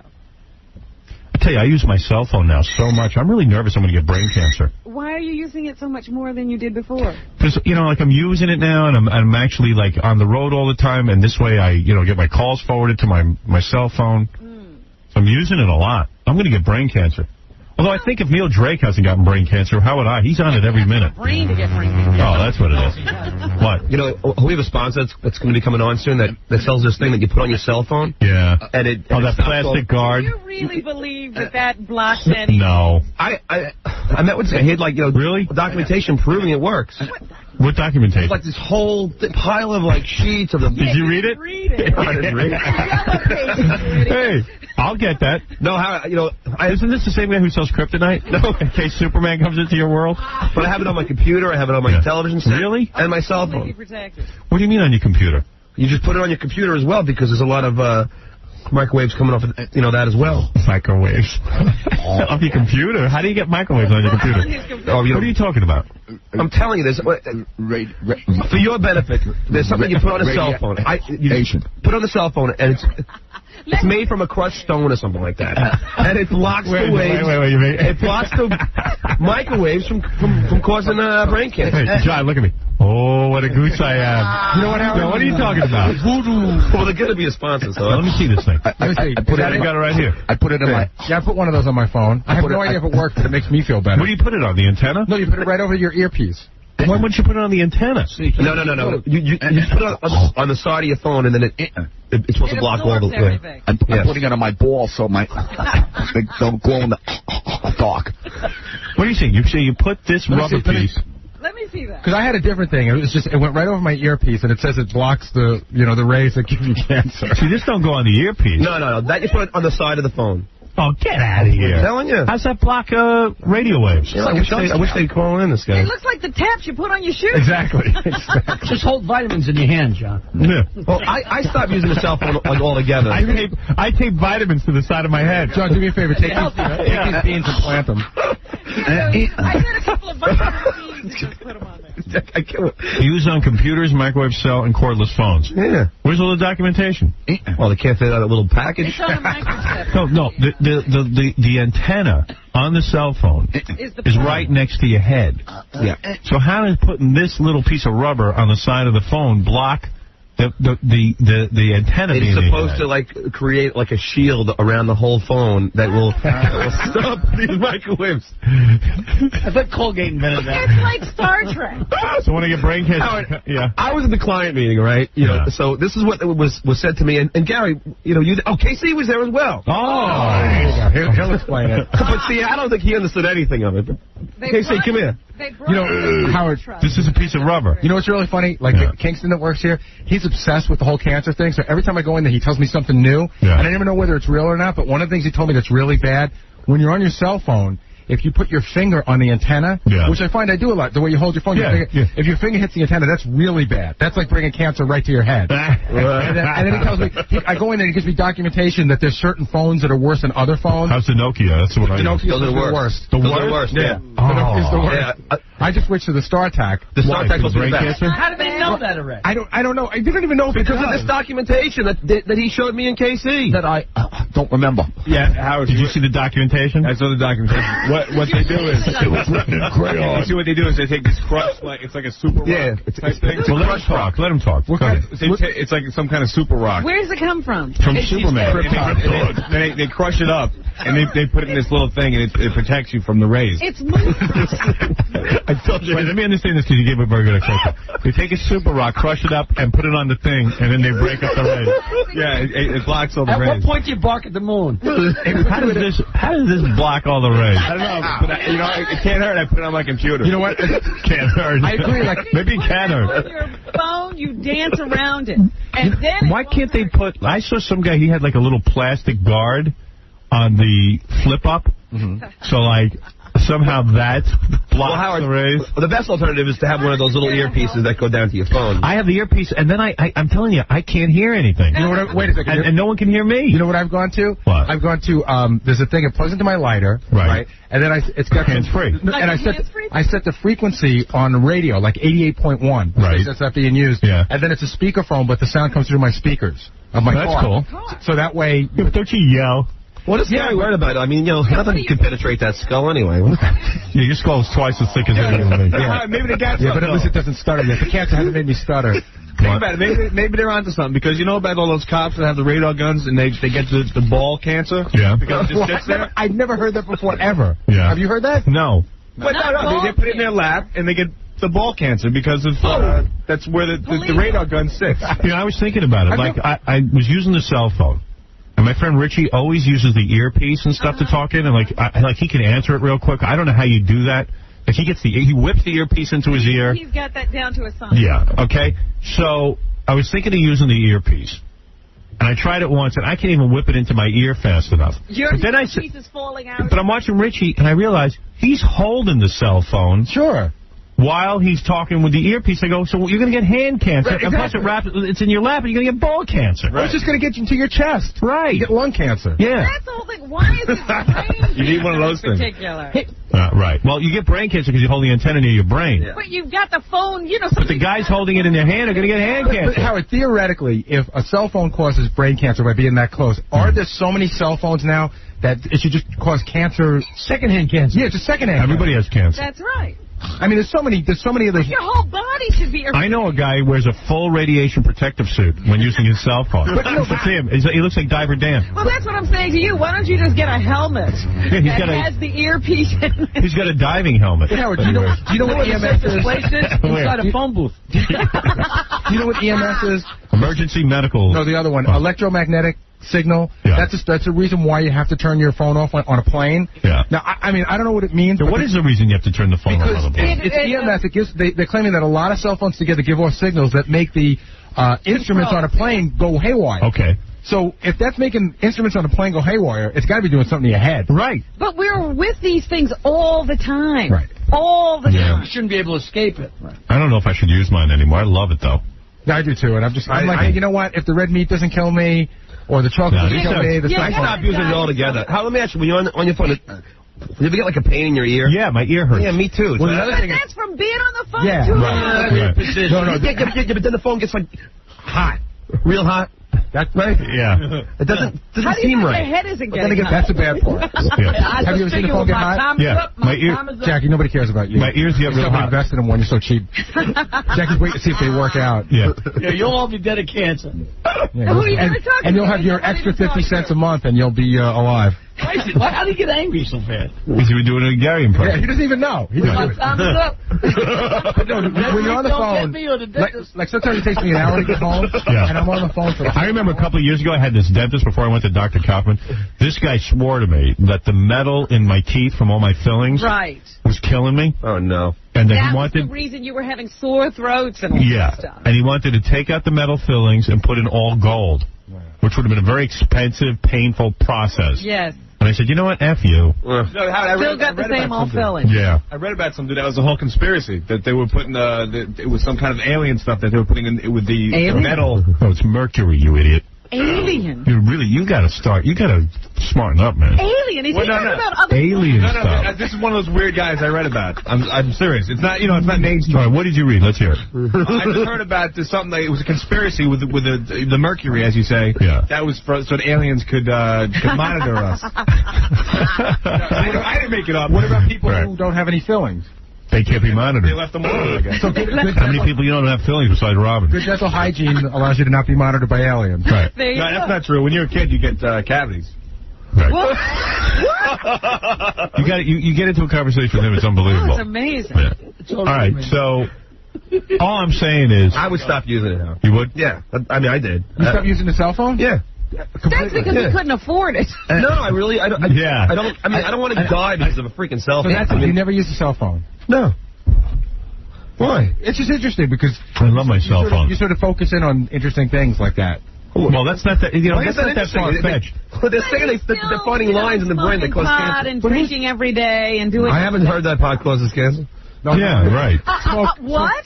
I have 3 holes. Plus, I don't smoke that much pot anyway. Smoke into your lungs. I don't smoke that much pot. Do you smoke cigarettes? I haven't smoked a cigarette. Exactly. Do you smoke 5 out of 7 days a week? No. 4? Nuts? No. But do you drink every day? No, I really don't. How many days a week would you say you drink or get high? 2 times a week. Oh, please. Yeah, really? Even I drink more than that. Yeah, come on, John. No. Dude, I drink at least 4 times a week. Not get loaded so that you can't sit up, but just have a beer, a glass of wine. Well, they say in laboratory rats, 1 beer a day is supposed to be good. That's not the point. We asked you how much you drink and you lied. I like that John relates to laboratory rats. If you were a rat, I drink with rats. No, Gary, as far as smoking pot, I would say maybe once a week. It used to be a lot more. It used to be a lot more. For a long time. I know, I've gotten older. and poorer. And I don't smoke as much. Dude, every time I'm with you, you're high. I have a bag of pot that I haven't. Like I bought a dime bag. It's been going on for like 3 months now. Give your address to the police. Yeah. You know what happens now? Dime bag. We go to commercial, and Tom comes down and he goes, I need to remind you that marijuana is illegal. Admitting you have it on the air is wrong. It is wrong. Well, like I said, I don't smoke that much. Right. I realize it's wrong. So it's illegal. All right. But drinking, I drink like twice a week. Yeah. I drink. Maybe 3 times a week I drink, but not excessively. Vodka. Medical study. And Jackie smokes probably in one. Jackie, how many times a week do you get high? Not very often. Jackie always says that.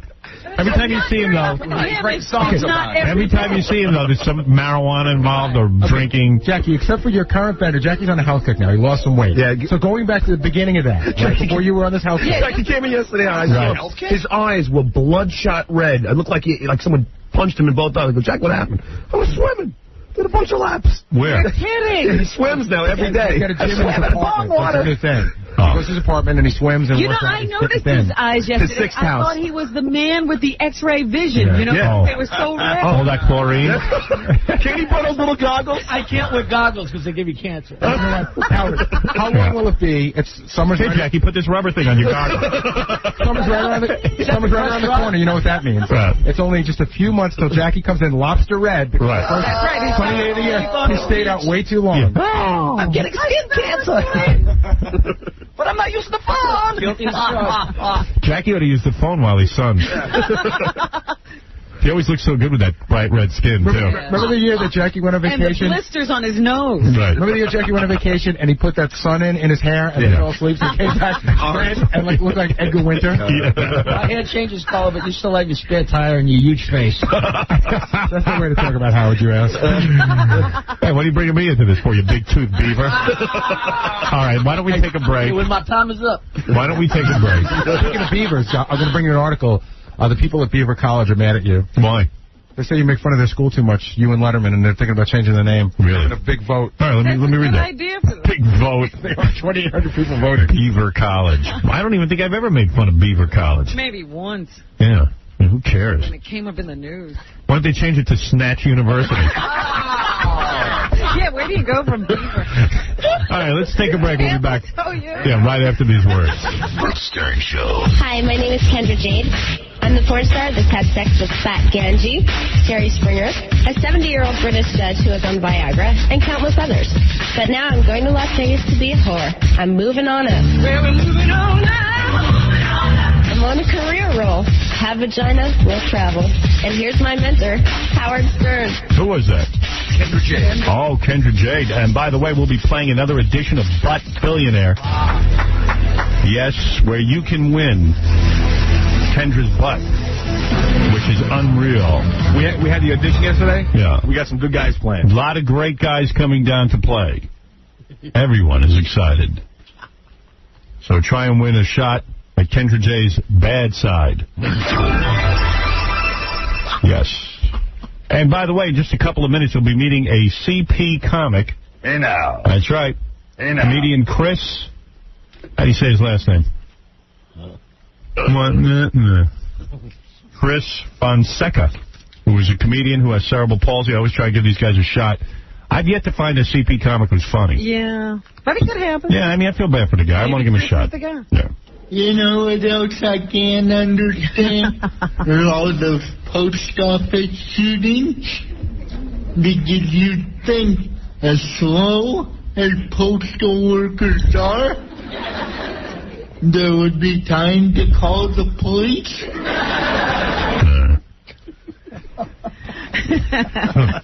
So the guy's had a rough couple of years.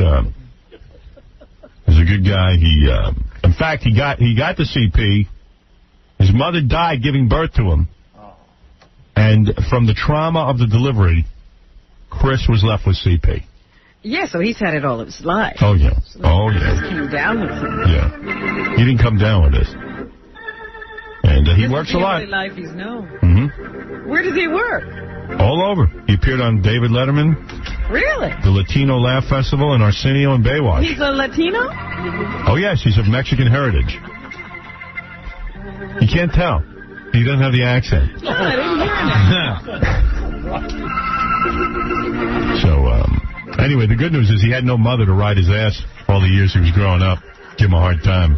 He probably misses it. Come on, son, push yourself. So what if you have a handicap? Thinks that he missed something. Right. I finally got caught up on The Sopranos. It's such a good show. I really enjoyed it.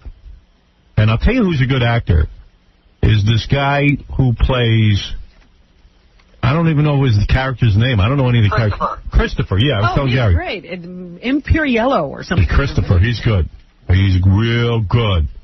Boy, did you see him in that acting class? He was great. That was the best. Wow, he was very good. He's very good. He's funny. He's very good. He's very good. You are very good. And also, everybody's good. Not everybody, but most are good. Who's not good? I don't want to say. But not everybody's that good. It was funny seeing Sandra Bernhard and Janine Garofalo. Yeah, they were in it. That was funny. That was good. That was good. They got some good ideas. You are very good. Some good ideas. People effectively. Eileen, you're on the air. Oh, hi. Howard? Quickly, honey. Excuse me? Quickly. Okay, I'm calling to tell you that I thought you might get a kick out of the fact that you're praised in the Black Flame, which is the Journal of the Church of Satan. What? Yes, it's the International Forum of the Church of Satan. It's a journal. You know, God, I would be such a great caller. I would call a radio show. Huh? See if I can find my megaphone. I am always amazed how people have marbles in their mouth. Marbles? And the reason I'm a success is that I can communicate. You can speak clearly. I can communicate effectively. The people call me I just was calling to say that in the Black magazine... You don't have to listen to it if you don't want to. If you don't want to. We would love to listen. Here's how I would call if I was you. Go. Hi. You know, recently I was reading a magazine devoted to Satanism, and they praised you. Boom, and I'd be done. Yeah, you'd be interested. You go, wow, what was that? Yeah. Well, I'm not a professional... Not professional. You're a human being. Yeah. You've been speaking since you were, what, 2? No, 1? maybe not. Maybe she started late. It's like amazing that nobody... wouldn't you want to perfect your way of communicating somewhat? Don't you find that most people have... I don't understand where you're going, so I'll just... No. I want to help you. No. You fascinate me. Please stay with me.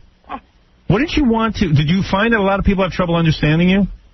No. Then you must hang around with people similar to you. But she wouldn't know that they aren't understanding. Phone. You don't find that people are always like, what? What? No, I don't. Really? I mean, it's just amazing. Is this better?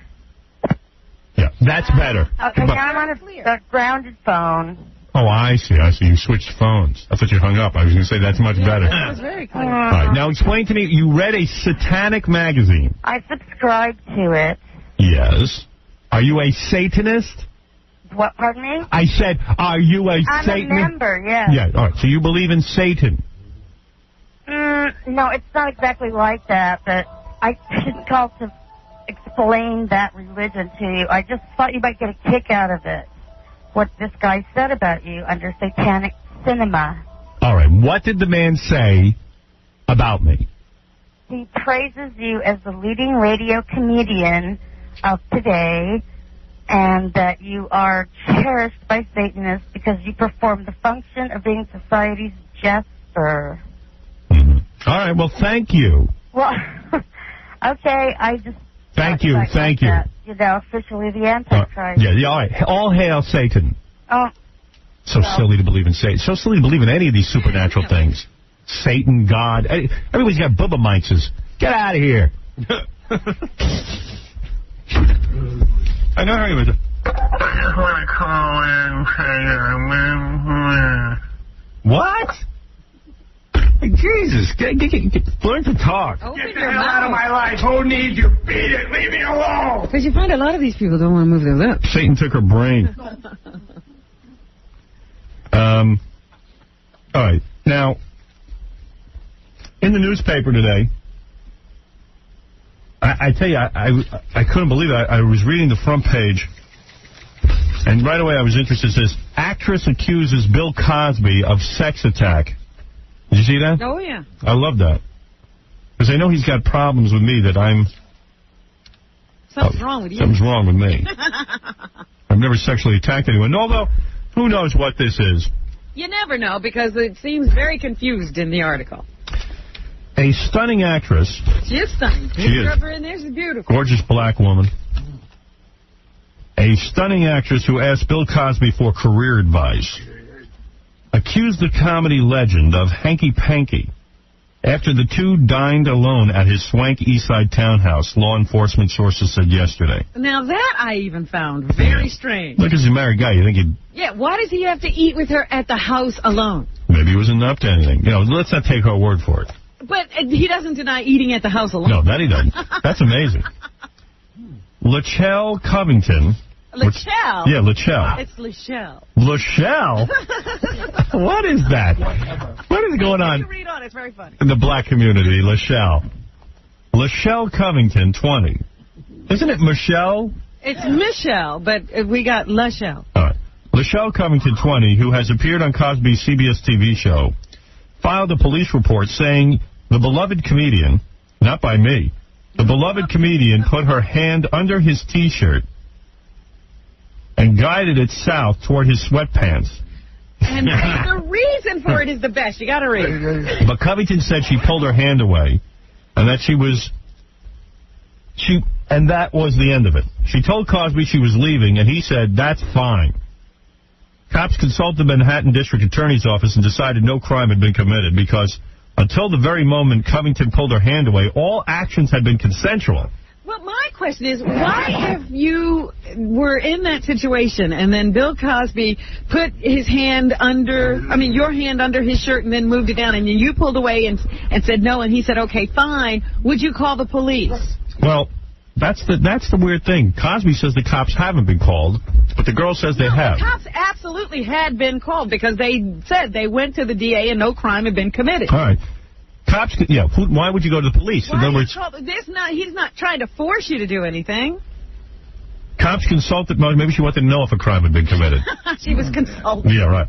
Cops consulted the Manhattan District Attorney's Office and decided no crime had been committed. No one was really sure. To me, it kind of does sound like a crime was committed. Let me put you in the situation.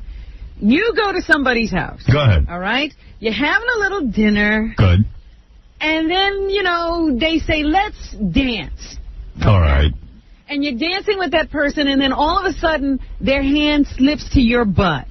You take the hand and put it back up on your back. Well, this was a little different. Wait a minute. I'm just asking you. Yeah. And they say, okay, you don't want my hand on your butt anymore, so that's fine, and you go on. Is that a crime? Yes. No, of course not. No, that's not a crime. But what she's saying is... He put his hand... No, he took her hand. But she was being guided through something. She was agreeing.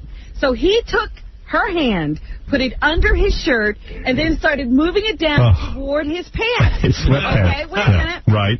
Then she pulls her hand away and says, no, I'm leaving. He says, okay, fine. Yeah, no crime has been committed. There is no crime. But she called the police. She was hoping maybe a crime was committed. All right. In the upcoming issue of the National Enquirer, they quote Covington's relatives saying Cosby went further, grabbing her breasts, trying to put his hand down her pants, and exposing himself, you see. But she didn't report that to the police. No. Bill Cosby scared her half to death, said Covington's grandfather, Charles Keinebrew, the Enquirer reports. And her father, Joe, told the newspaper Lachelle ran out of the house. She was traumatized and didn't even tell her mother for 2 days. Law enforcement sources said she never mentioned these details in her report. Right. See, that's what I'm saying. So when a reporter went to Covington's house, her twin sister, Deshelle... See? All right, there you go. Lachelle and Deshelle. Can you imagine what went on in that house? Glad she's not triplets. Okay, who's going to be Deshelle? Who's going to be Lachelle? Which one of you is Deshelle? Can you imagine that you're calling your kid Lachelle? No, did you say Deshelle, Lachelle? Can you imagine this? This is the crime. Michelle. Yeah. Maybe they were going through the whole alphabet. We got Michelle, Lachelle, Dashelle, and Fashelle, and Seashell. Are you here? Right. Then there's my brother Clamshell, but that's a whole nother story. All right, so, reached later by the phone, Deshelle said her sister was not molested. In her police report filed 3 days after the dinner, Lachelle said Cosby invited her to his home after she repeatedly asked him for career advice. So he was giving her career advice. Right. Lachelle so far has been on The Cosby Show, but only in non-speaking parts. That's right. Lachelle wore a sweater, jeans, and boots to Cosby's house. Cosby wore a T-shirt and sweatpants. That's what I wear to Scores. That's a weird outfit to invite somebody over to your house for dinner in as well. He was planning on it. He was planning on letting her touch his bag, That's your opinion. Yeah, I need some ballroom in my sweatpants. I need a lot of room. Are you Lachelle or Nushelle? Just keep groping. After drinks and dinner, Cosby right in his own house having drinks and dinner with a young girl. After drinks and dinner, Lachelle asked Cosby for career tips, and he told her there isn't anything you can't do if you put your mind to it. See, that was the problem. She asked for career tips. Now put your hands on my The comedian said that when... a tip for you. Listen to this. This is a great line. The comedian said that when he wants to do deep thinking, he uses relaxation techniques. I wonder if he this is great. And to demonstrate, he came around behind her and began rubbing her head. Oh, man. Then he slid his hands down her arms, stopping at her buttocks. Now, how do you do that? How do you slide your hands around her arms? Until you get to her buttocks. I don't know. Let me show you. Covington lay down on a couch, apparently to relax further. And it was then that Cosby guided her hand toward his sweatpants. Well, that's kind of bogus. You got neck cancer? Nah, when you're with a chick, man, if she wants to go to your sweatpants, she'll go there. But this is leading to a speaking part. Now she's speaking to the press. He was just about to give her the tip, you see. In all fairness to Cosby, David Brokaw, Cosby's spokesperson, said, the story is not true. It did not happen. Mr. Cosby was not contacted by the police, and the first he learned about this was from the National Enquirer.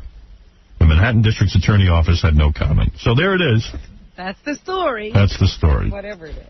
Whatever. And who knows what it is, really. You don't know. We're trying to get a hold of Lachelle and Deshelle. Yeah, we just want to interview the father and ask him why he named them Lachelle and Deshelle. I don't even care about the rest of the stuff. You know what I'm saying? Yeah. I'm dying to meet the CP comic. What do you want? Hey, Howard, can I just ask you a few things before we bring this All right, quickly. All right, so I got these off the internet. These are just some people that I thought you might want to have on the show. All right, quickly. Okay. Go ahead. So first of all, there's this guy from California who wants to get a dog's testicle implanted. Why? It doesn't say why. Well, obviously he must have lost a testicle. Right. You don't know that for... No. So the FDA says you can't get a dog's testicle, but you can get experimental human testicle. What is an experimental human testicle? It's from a cadaver. Oh, really? Yeah. They can. Oh, that's like a transplant. Yeah, you should book that guy. I got a lot of questions for him. Why would he rather have the dog's testicle? Well, that's why I want to talk to him. So we can do a doggy style. Nice.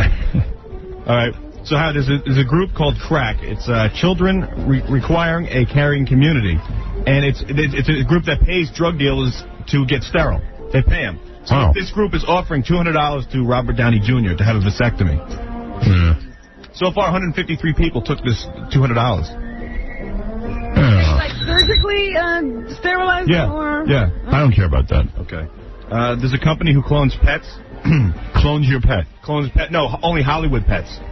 Why? Like Morris the cat and the Taco Bell Chihuahua. Really? Yeah. They can do that? Yeah, like companies, Hollywood companies. All right, I want to talk to that. I don't believe that. I've never heard of it. I've never heard of that. There's a guy from Tennessee who's using elephant and rhino crap to sculpt all the president's fases. All right, I'll talk to him. That. I'll talk to that. There's nothing wrong with that. I believe. Yeah, that I believe. There's a guy who wants to put his head in the toilet for 30 seconds after you make a number 2. All right, I'll talk to him. Please. Why does he want to be Because he wants to be famous. Right. Yeah, he wants to be famous. Why does a woman go on TV to marry a millionaire? The pure joy of it, yeah. The millionaire chicks are here, too. Oh, are they? Yeah. Are they good looking? Yeah, they're... Wait a minute. Let us reserve judgment. Yeah, bring them in. Yeah, we need your opinion. You see these girls. These 2 girls were on that show. Who wants to... 4? Oh, great. 4 of them, and one of them, they say, was one of the finalists. I think all 4 of them might have been. No, because that girl we talked to on the phone said she didn't get picked. Yeah. Well, this is Elizabeth, Shantae, Barbara, and Felice. Howard, only one of them was a top 5 finalist. The other one's one of the 50. All right, let's straighten this all out. Also ran. The best thing about it is these girls never believed there was a marriage at the end of the show. Come on in, broads. Wow, attractive. I'll marry all you broads. Attractive. You'll marry everybody. Not bad. I'll marry all 4 of them. Time to start the show. I would have picked these girls over that girl who won. Well, she was a pretty girl. She was all right. Did she have a good body, that one who won? Yes, size 0. Double 0. She's pretty. She what? Double 0. Double 0 what? In size. Pant size. Oh, really? She was thin? Very thin. Oh, okay. Very thin. 0 fat. Beautiful. 0 fat, absolutely. Let me go through you one at a time. Now, you're Elizabeth? Yes. Elizabeth, you're a good-looking woman. You can't get a man? No, I can get a man. Do you wanted a rich guy, though? It doesn't hurt. What I find amazing is in all the interviews I've read with all the women, because I'm even more fascinated by not the people who won, but by the women who played. You kind of felt that you would never marry the guy, like you were really not after marriage, or you were? I wasn't really. Be close to that microphone, will you? I don't want to miss a word. But the object of winning was I wasn't really that excited about getting married, but I was excited about being on a game show, being on TV, because I'm a model. It's like sending 10 million modeling cards. What kind of model are you? Do you model what, runway? Well, I just landed some jobs, actually, for runway. But what do you do? What do you primarily do? How do you make a living being a model? I did a CD cover for an upcoming all-girl band for Goddess. Yeah. And I did a 50s pinup calendar. I see. So that's how you make a living. You want to see it? 1 second. You make a living being a model. Right, model and actress. An actress. And you've acted in things? What have you acted in? I was a record company executive in The Learning Curve. And I'm also going to be in Bedazzled with Elizabeth Hurley coming up. Huh. So you've got a career. So you make a living? You're making a living off of all these projects? That's all I do, yeah. Well, she was looking for exposure. Okay, so you can understand it from that standpoint. But if you had been picked, you would have had to marry the guy. No, I would have ran. Would you really have? Would you have just run? And that run? would have made for very good television, too. Right, so you knew ahead of time that you would run. Well, you know, they have this part in the Final Five where they're in their wedding dresses. Are you the girl who called me? Yes. Oh, you are? Hey, when you look at you, you make a better presentation. Yeah, her voice doesn't bother you at all. No. Well, I got so excited when you got on the phone. I see you're good looking now. It went up a couple octaves. We just woke up minutes ago. Yeah, I'm a lot dopier when I just wake up. So wait a second. We're hungover. And your name is Shantae? Shanti. Shanti, and you're a good looking girl, too. How old are you? I'm 20. You're 20 years old, and you would have married the guy. Yeah, we had to get married if we did the show if we got picked. But you signed something. She got the closest, Howard. We wouldn't have necessarily stayed married. Right, but you would have married him. Yeah. You're an attractive woman. What do you do for a living? I'm a student right now. I just transferred from a school in Arkansas to California. Where do you go, Beaver College? What's your major? Yeah, what did you... I'm studying finance and economics. You study finance? Mm-hmm. So you would have managed this guy's millions. No, someday. Right. It's odd, too, that the guy that turns out now that they think that maybe he doesn't even have $1 million. No, he doesn't. I'll tell you. It's all in real estate. Really? Tied up in his whatever. Absolutely. It's $2 million in mortgage debt. So he's in the minus. That's what I believe. That was my impression. Right. So it's kind of like, who wants him without his millions? Who wants his $1 million in debt? No, well, you know. Shanti, were you hoping that you'll marry him and maybe actually fall in love if the guy was a millionaire and you would be set for life? Is that what you were hoping for? I don't think any of us expected to get picked. We just had a great time down there. Everyone wanted to go to Vegas for a week. All expenses paid. We met a great group of girls. But it does seem sort of bizarre. Aren't you worried about other people who think that you're so desperate in a way to marry a guy with money? I don't care what other people think. Yeah, you want to know something?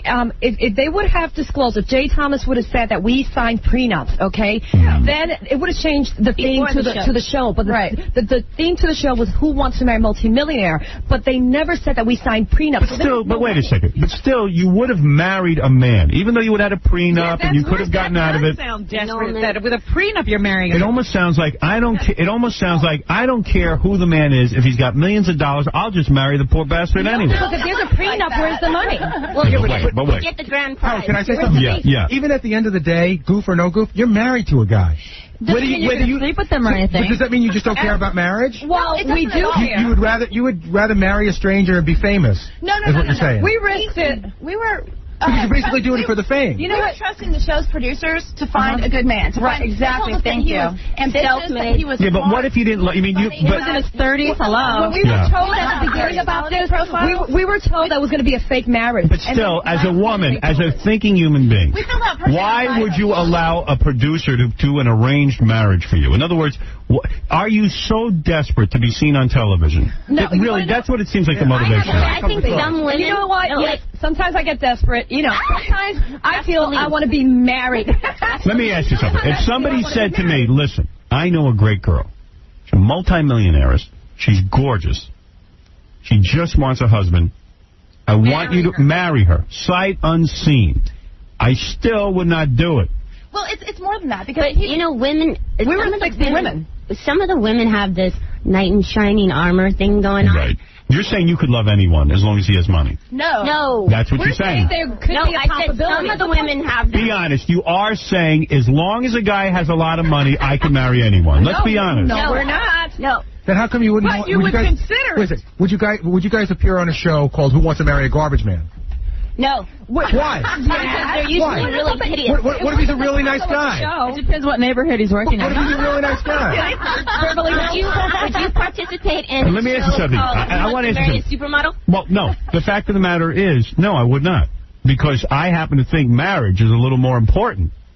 And I'm not so desperate. In other words, nothing to do with desperate. I got into radio. I wanted to be known. But I wanted to be known for my comedy or whatever it is I do. You guys want to be known for marrying. Howard, I'm 34. All right. Hello. I'm just like, hello. All right, you are Barbara. Get married. Barbara. And didn't you in particular hook up with the millionaire's friend after the program? I did. You did, because he's a millionaire, right? No, he's a nice guy. And he's a millionaire. All right. No, he's not a millionaire. He has no millionaire friends. Does he have less debt? The friend has less debt than the millionaire? Yes, he does. But why wouldn't you go on a show, Who Wants to Marry a Garbage Man? Because you want to marry a wealthy man. Because there's no such thing as a show like that. Try it. You would go on that. You never know. You'd want to marry a garbage man. You know what? We did it once, and that's it. It's too late. No garbage man here. Did your family say to you, my God, what is wrong with you? How did we raise you? Does marriage mean anything? My mom said I was crazy, but they all know that when I was born. Don't you think that people could end up thinking that you're... Don't you think people could come away with the impression that you are gold diggers? We didn't get not with a prenup. We didn't get anything out of it. Yeah, but the idea was you'd marry him and he'd spend lots of money on you, take you on vacation. I knew there was no money. I'd say no, but there is money. There was going to be. Wait, hold on. He was wealthy. There was going to be a great vacation, honeymoon. That was worth about $10,000. Yes. No, but if you marry, taking that up. If you marry, but you agreed to do the show. You were going to go through. It doesn't mean we have to go on a honeymoon. Girls, if you marry a multimillionaire, the assumption is while you're signing a prenuptial agreement, in your mind you're saying, wait a second, if the guy really digs me, I'm going to live in a great house. I'm going to have servants. I'm going to have money that he's going to give me. Howard's house on TV. We had questions. Well, okay, you didn't know that at that point. We were hoping that maybe he would be attractive, too. Let's see what the audience has to say. Joe, go ahead. Hold on 1 second. Joe, go ahead. Yeah, you girls need to be independent. You can't just go up and try and get someone else. I am independent. You're not independent. I am. I always have been. I've been independent since 16. Someone else Doesn't it make you look... earned every cent of their... I'm an accountant for a movie studio in L.A. Hello. Doesn't it make you... I have a great job and I live on the beach. I'm self-employed and I'm not looking to live off of anybody. And if I Doesn't it make you look desperate? Doesn't it make you look desperate? You're going to divorce them and get half of what they have. No, you don't. That's not the issue. It does make you look desperate, though, right? No, it doesn't. We were told that he was down to earth and that he lived simply. And he was in his 30s. Hello. Right. What is it, Casey? Howard, I'm not sure if you want this, but we got Rick Rockwell's number. Yeah. You want us to call him? God. Yeah, call him. He knows us very well. He does know you. He does not. Were you insulted that he did not pick you? Who is the semifinalist? We felt like lucky losers. Shanti, you were. The 20-year-old. She was in a bridal dress.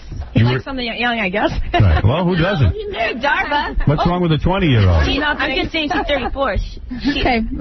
She lied about her age? No, she did not. She did not. Okay. She's beautiful. What is the stuttering, John? You're Shanti? Very mature. Yeah. She was the one I thought that the guy should have picked over Darva, because she's much younger. Right. You know what I mean? Right. She's much younger. Sean, you're on the air. It doesn't matter. Sean, you're on the air. Hey, Howard, I saw that Billionaire show. It was kind of, I don't know, I just look at those girls like they're whoring themselves for $1 million. Oh, well, you know what? You're a whore. A whore is sex for money. How could you not think that people are going to think that? And we didn't get But girls, how could you not think that people aren't going to think you... slipped. I'm very sorry. Don't you think that people are going to think that, to use the word whores, that you are in the sense that you would only sell yourself for money? If I was going to be a prostitute, I wouldn't do it in public. No, but seriously, you didn't even see the guy. Sex for money. It was exciting. There was no guarantee we were going to have sex with the guy. Prostitution is sex money. It was prostitution, though. I mean, anybody watching is saying this is prostitution. What's your definition of prostitution? Because you are marrying someone for money. Marrying, Yes, you are. Listen, that guy came out and made out with that girl, and they didn't even know each other. And you would have done it, too. She was very repulsed by that. She was repulsed. Who told her to do it? Nobody did. Well, they got her married. You have your tongue down her throat. That was so disrespectful. All right. Desperate. Let me ask you something. You're telling me that if he chose you, you would not have kissed him? I don't believe it. I bet each and every one of you would have. You are so wrong, Howard. I'm so right. So on the wedding, it was supposed to be the first kiss, and it was supposed to be a gentle kiss. That was total shock. Everybody backstage, gasped and, It depends what he looked like. If he was gorgeous, I would have stuck my tongue down his throat. You would have. Right, but you were not attracted to him, but yet you would have had to marry him. And what about that? It's a goof to marry someone. Annulment. Well, okay, it would have been a mistake. That's it, under duress, because we're set. And you don't feel that that's silly? You don't think that that's making a mockery of your own marriage? We made one mistake, but we didn't marry. We didn't go all the way. So. All right. The way it came out, it would have been a mistake. But if they would have found a really good guy, see, we filled out profiles. He was choosing based on our personalities. So if we would have been a good guy and made the right choice. We filled out questionnaires, Howard. But that's the point. That's how you should meet a guy. Find out if he's a good guy, have a couple of dates, and then maybe marry him. We could have done it, taken it slow. We could have gone reverse after. Police, what do you do for a living? Or no. I'm self-employed, and, I'm in the transaction processing industry. I didn't hear you. Someone talked over you. What? I'm in the transaction processing industry. I work setting up... I was in that for a while. Setting up risky businesses, internet, e-commerce, home-based mail order. You're a very attractive woman. You know that. You sound very smart. You do? Yeah. What are you wearing under that big jacket? Let me take a look at your body. I want to see. I want to take off your jacket. This jacket, this is really close. I would have... Let me see. Stand up. Let me see. You should have seen the pants are kind of big. I might have picked you, honey. I tell you. You look pretty good. And what about you, Barbara? You say what do you do? I'm too tall. Oh, I like how tall you are. 6 feet tall. I'm 6'5". I work for a movie studio in L.A. You do? And what do you do for them? I do accounting for television. Stand up. Let me take a look at you. I'll tell you something. I'd bang all these chicks.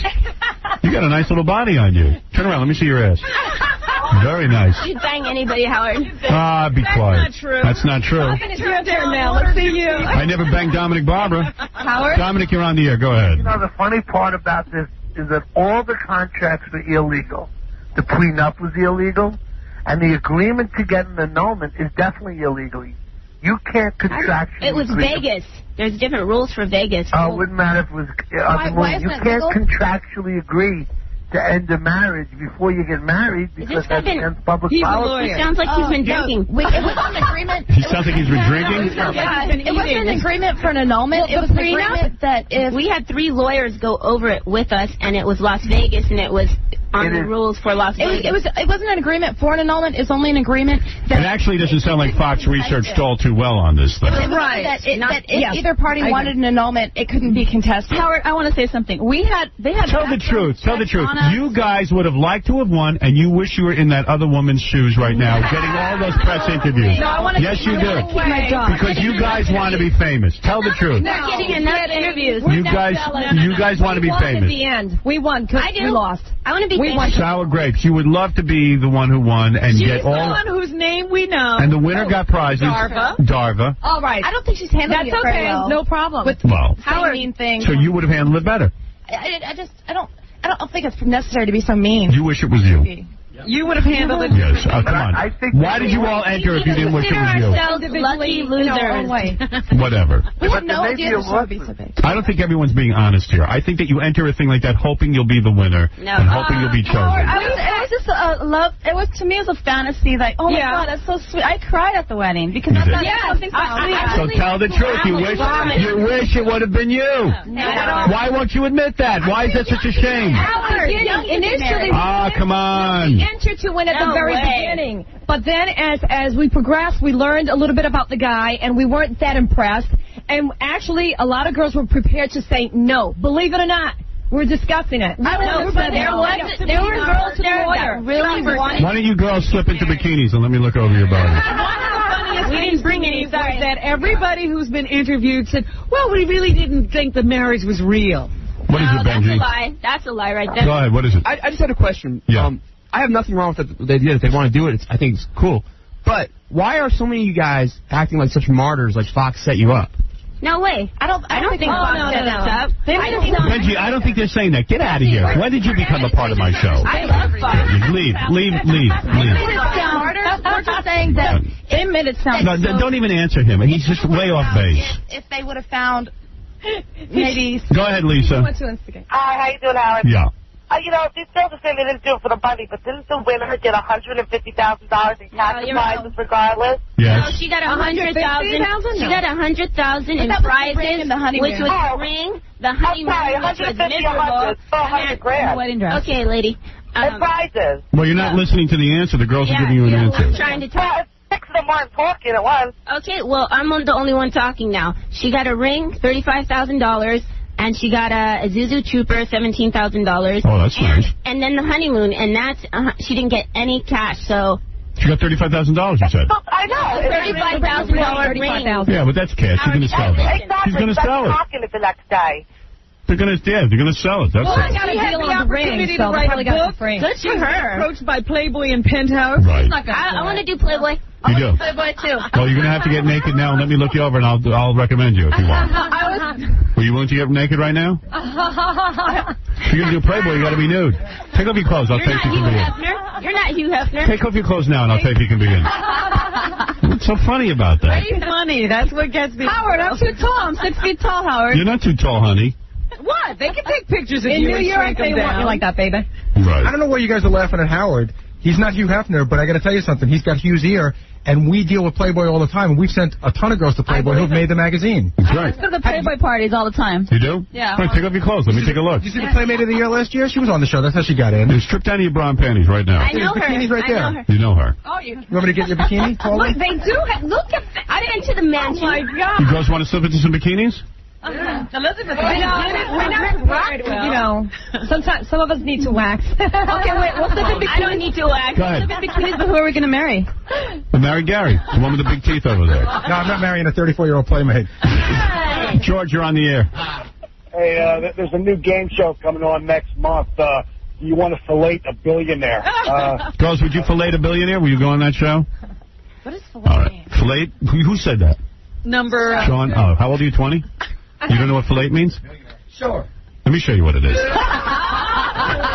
Fillet is oral sex. Have you had sex with a man yet? You have. You've done that on a guy? Sean, go ahead. You're on the air. Hi, Howard. Yeah. I'm a millionaire. I'm on my way to becoming a billionaire. I was wondering, how can we go about setting up a little Howard Stern Who Wants to Marry a Millionaire? You would be willing to do it? You have a nice voice. What do you look like? Up, the girls have just woken up. And girls don't looks do count. I'll strip in a bikini for you, sir. We learned a lesson. No, you won't, Barbara. What do you look like? You sound like a white guy. Thank you very much. I'm very white. But they don't need to know anything. What do you do for a living? It's got to be some kind of... Sean, how much money are you worth? I started an internet server when I was about 17. Uh-oh. I'm 25 now. Oh. I've been in computer processing since I'm about... How much money do you have? How tall are you? An asset, Howard, I got over $1.5 million in assets. You're getting there. But that's an asset. In cash, in my hand, in my pocket right now, I got about $20,000 I carry with me. In your wallet? In case the lovely one I'm with needs a diamond bracelet. Wow. Well, he's a gentleman. So you're telling me I could check you out that you'd be worth over $1 million. Yes. And you have a very successful, thriving internet business. Right. And you would be willing to marry someone in my audience? Aside from Sean, because she doesn't do fellatio. Right. Shanti. Do you like tall women? Basically, I'm in the process of leaving my wife. Wow, you're so young. Married? So yeah, I'm trying to actually work a divorce, multi-millionaire married. Like I'm going to divorce my wife. You don't have any. Well, can you divorce? Money after that. Divorce a multi-millionaire. Yeah, they don't have over $1 million. All of his assets. Sir, when you get your divorce, call You'll me, be on the minus. and I will put you on Who Wants to Marry a Millionaire. Yes, and Fox won't do it. You I'll do sound it. cute, though. Good luck. I think Fox is, I don't know, Fox is kind of getting a bad rap. There was help from Fox, and Next Entertainment is one that set everything up. But Well, one of the things Fox should take the rap for is that all of you women did enter under the premise that you were going to meet a millionaire and marry him, The guy was not a millionaire. That's easy enough to check out. Thank you, Howard. Yes. That is easy enough to check out. After you see what they missed, you figure they didn't check at all. Yeah, exactly. Let's go to... I didn't do any homework, obviously. Woman beater. Well, that's not proven. I only had there, and I didn't. Just because somebody files a restraining order does not mean... Yeah, that doesn't mean he's a woman beater. Let's be fair to the guy. Jake, you're on the air. What's up, Howard? Yes, what can we do? What's going on with these chicks, man? They good looking? Are they good looking? Yes, they're good looking. I think they're good looking. Robin, you think they're good looking? Yes, they're attractive women. Is it that difficult? They look better than Robin? Yes. Nobody looks better than Robin. I will speak for him. Robin is a beauty. I don't know. Robin's pretty hot. Going. All right, thank you. Yes, no, they're attractive women. There's no question they are. All right, go ahead, Cindy. Yes. What is it? I'm actually married to a garbage man, and I take offense to the fact that these girls wouldn't actually marry a garbage man. Let me tell you something. Well, hey, you don't have any competition. I said I wouldn't. No, we didn't say we wouldn't. I said I wouldn't. No, if he's wonderful, love is Let me tell you something. This is the most wonderful man in the entire world. His name is Tommy. To you. And he is the most wonderful. He is absolutely gorgeous looking on top of it all. So you absolutely have no idea what you're talking about. Are you trying to get rid of him? Well, let me tell you something. Than any amount of money. Oh, sure. Coming from you four, that's believable. Come on, you got to admit you're a little bit shallow because you would marry, and I don't care if it's an annulment and all this, you still would marry a guy sight unseen because he has $1 million. Shallow. We weren't picked. Okay. Why else are you marrying him if not for his money? Say no, I don't. Why were you marrying him if not for his money? You would agree to the show. What? Answer the question. Hold it. You're all talking at once, all you... Yentas. What, Shantae, you're saying you would not marry him just because he had $1 million? No, we had to get married because of the show, but it doesn't mean you'd stay married unless you... But why would you do it then? Are you desperate for attention? No. Then why? How dare you take marriage? Hold it. Why would you marry a guy other than the fact that he had $1 million? I don't think that I was going to get picked. We would have had to have married him. Let's say you got picked. You would have married a man for $1 million. Is that not shallow? No, the money had nothing to do with Absolutely. it. Wait a second. Why would you marry a guy for any other reason? All you knew about him was he was a millionaire. Let her answer. She did answer. You would only marry him because he's a millionaire. She wanted a self-made man that has motivation.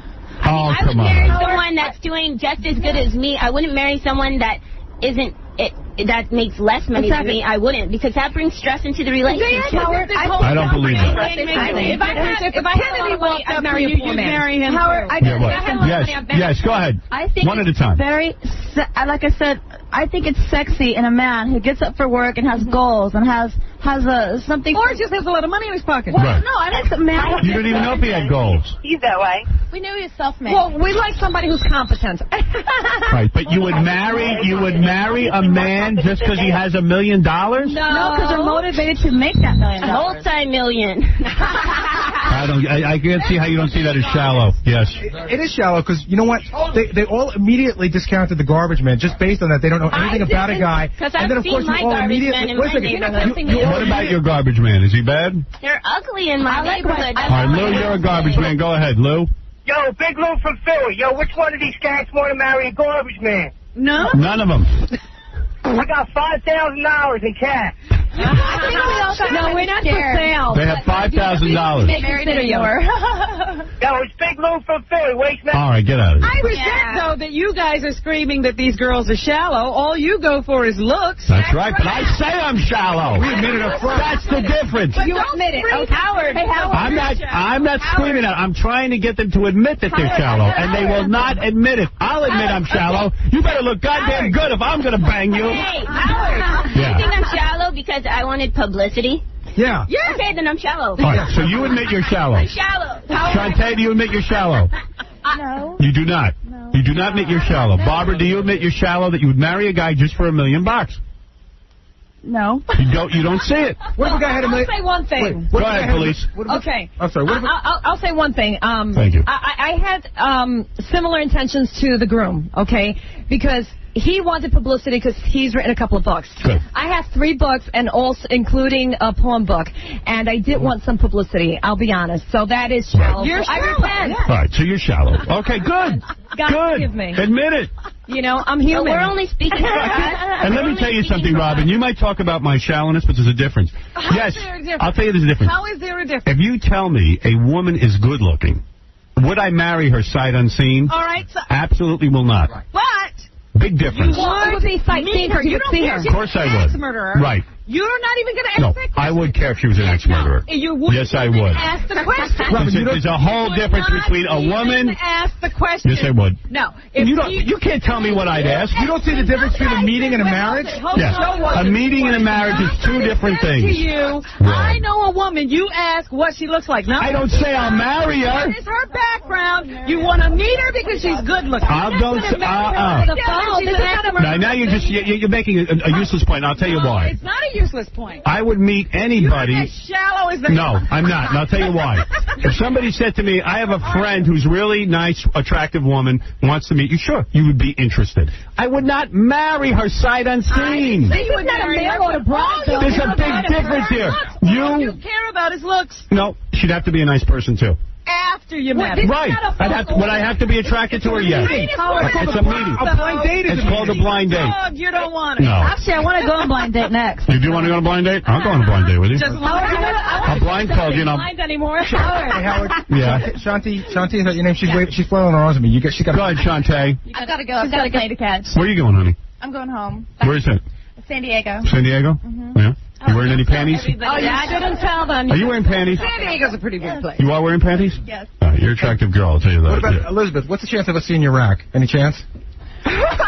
No. You could see it right What if now. I have $1 million? I'd love to see it. Give you all the publicity you want. All right, I tell you what. Let me just take one last phone call. Hold on 1 second, Shantae. Tony, yes, quickly, because I got to get to the CP comic. He's been waiting. Yes. Yo, Howard. Yes. Gold digging hoes. They don't need a millionaire. Hey, shut up, moron. Shut up. Gotta have What an idiot. Brian, quickly for the girls. What is it? Hey, how much to get one of these hoes to just use their hand? Hey, where do you live? I'm gonna blow your house up. I got $20. I got $20, Howard. Hey, You probably go buy yourself a magazine with your $20. All right, I'll give you 40. Shut up. Wow, you're a I don't know powerhouse. how to perform, darling, so hang it up. Right. You're a loser. Hold it. Gary is holding something in his hand. I'm targeting this to Elizabeth because I think Elizabeth is the one who's got the most chance of doing this. No, I don't know. I'd like to see you naked, okay? I'll give you $5,000. And I got it. I've got the money. It's a real check. It's a real check. It's a company called iWant.com. They've given me a fund of money to do whatever I want with, and I want to see That is legitimate. For $5 grand, will you take off all your clothes? Because I just think you do it. Because you think I'd do it. Go. Will you take off your clothes right now for $5,000? Shante, will you do it? Completely naked. $5 grand. I'll do it with her if we both can get 5,000. No. Now, let one at a time now. Who wants to be the one? Together naked. A thousandaire. Who wants to be a thousand? Shante, you want to do it? Are you going to do it with me? Split it? Yeah. You can split it. That's up to you. Alright, we'll get naked. It's $2,500 apiece. $2,500. Now, why are you telling them not to do it, Felice? It's their business. No, because we all represent each other, and we're No, you don't. Take over. Take over. Done. I only represent myself. We can only represent ourselves, girl. Our bums are you. We're out of that, honey. What? I'm going to stay here and just look at how. Felice, why are you saying don't do it? It's not going to make you look any worse. Wait a minute. You have your own business. Signs. We're spirits. These girls have to make their own economic decisions. Girls, I'm going to ask you one last time for $5,000. If you want to split the $5,000, that's up to you. It's not worth it, girls. Shante and Elizabeth, you want to take off your clothes right now? $5,000. They'll do it. Are you ready now to take off your clothes? I think you just want to see if we'll do it. No, we'll give you the $5 grand. We have to if we say we're going to do it. We're not Fox. What's going to be on TV? Tell the den mother to put a cork in her mouth. We'll put bars over it. It'll be blocked out. It'll be blocked out. You'll be standing there. You'll be naked, but you won't be able to see anything. Would you see them? Yeah, of course. What do you think? I'll pay $5,000 to go into another room? Yeah, we're going to see them. I mean, if you don't see me, I would do it, but no. That's $5,000. No, girl. Girls, I'll count to 3. I need your answer. 1. Don't sell your integrity, girls. Don't. Shut up, police. Hey, we'll do a sexy bikini. Elizabeth, How you'll have about to that? No sexy You'll bikini. have to check in less than 10 days. Elizabeth? How about a bikini, a nice sexy bikini? No. That'll give you for $500. $500. 500? Okay, I'll do that for 500. Don't give away $500. Who cares? No, I'm taking it back. Oh. All right. I'm going to ask Elizabeth and Shantae, will you take off your clothes right now? 5,000 5,000. hard cash. It's right here, $5 grand. Big deal. For something you do every day in your bedroom. No. What? That offer's not on the table. I'm going to count to 3. Shantae, are you into it? Gary's reneging. He What? said 500 for Hold it. What, Shantae, are you into it? I don't want to do it by myself. I'm only going to do it if Elizabeth's going to do it. Elizabeth, will you do it with her? $5,000. That's a lot of money. Right here. Wow. You'll regret it later. I'll only do it for Playboy. No, we won't. Well, if you're going to do it for Playboy, you might as well do it here. No. $5 grand, we pay more than Playboy does. No. Playboy doesn't pay anything. $5 grand. I thought. No, they don't give you credit. Let them get naked and take their pictures, and Gary can send them over to Playboy. We've done that before. Girls, I'm going to count to 3. This is your last opportunity. 1. No. 2. Howard, we want to see you naked. 3. Come to my house. How many you got? Oh, you don't need any money to see me naked. We know you got a girlfriend, Howard. I don't have a girlfriend. Howard, do you like brunettes or do you like blondes? Who is my girlfriend? I know. You were hiding. You were trying to hide her because it's too No, that was Rob Zombie's girlfriend you saw on Howard, TV. do you like brunettes or do you like blondes? I like them all, honey. If you got a vagina, I like you. I'll tell you right now. What do you mean I'm sick? That's a man talking, baby. That is a man talking. This ain't no Rick Rockwell. Talking about him. He's a millionaire. Give you credit for that. Yeah. I love you, Howard. You're great. Thank you, baby. We love you, Howard. Love you, girls. We got to take a break. The CP comic is coming in next. Well, they're not doing it. No one's taking off clothes. How much does the CP come? $10,000. What's the very last check that you have? Oh, my God, it's gone. That's $1,000. All right, here's your final offer, girls. You too. Is that your final answer? $7,000. You can split it any way you want. Elizabeth wants to do this. I know she does. Why don't you do it if you want to do it? Elizabeth, take the whole $7 grand and just do it. Do it yourself. You could do it all by yourself? You're not going to be in Playboy.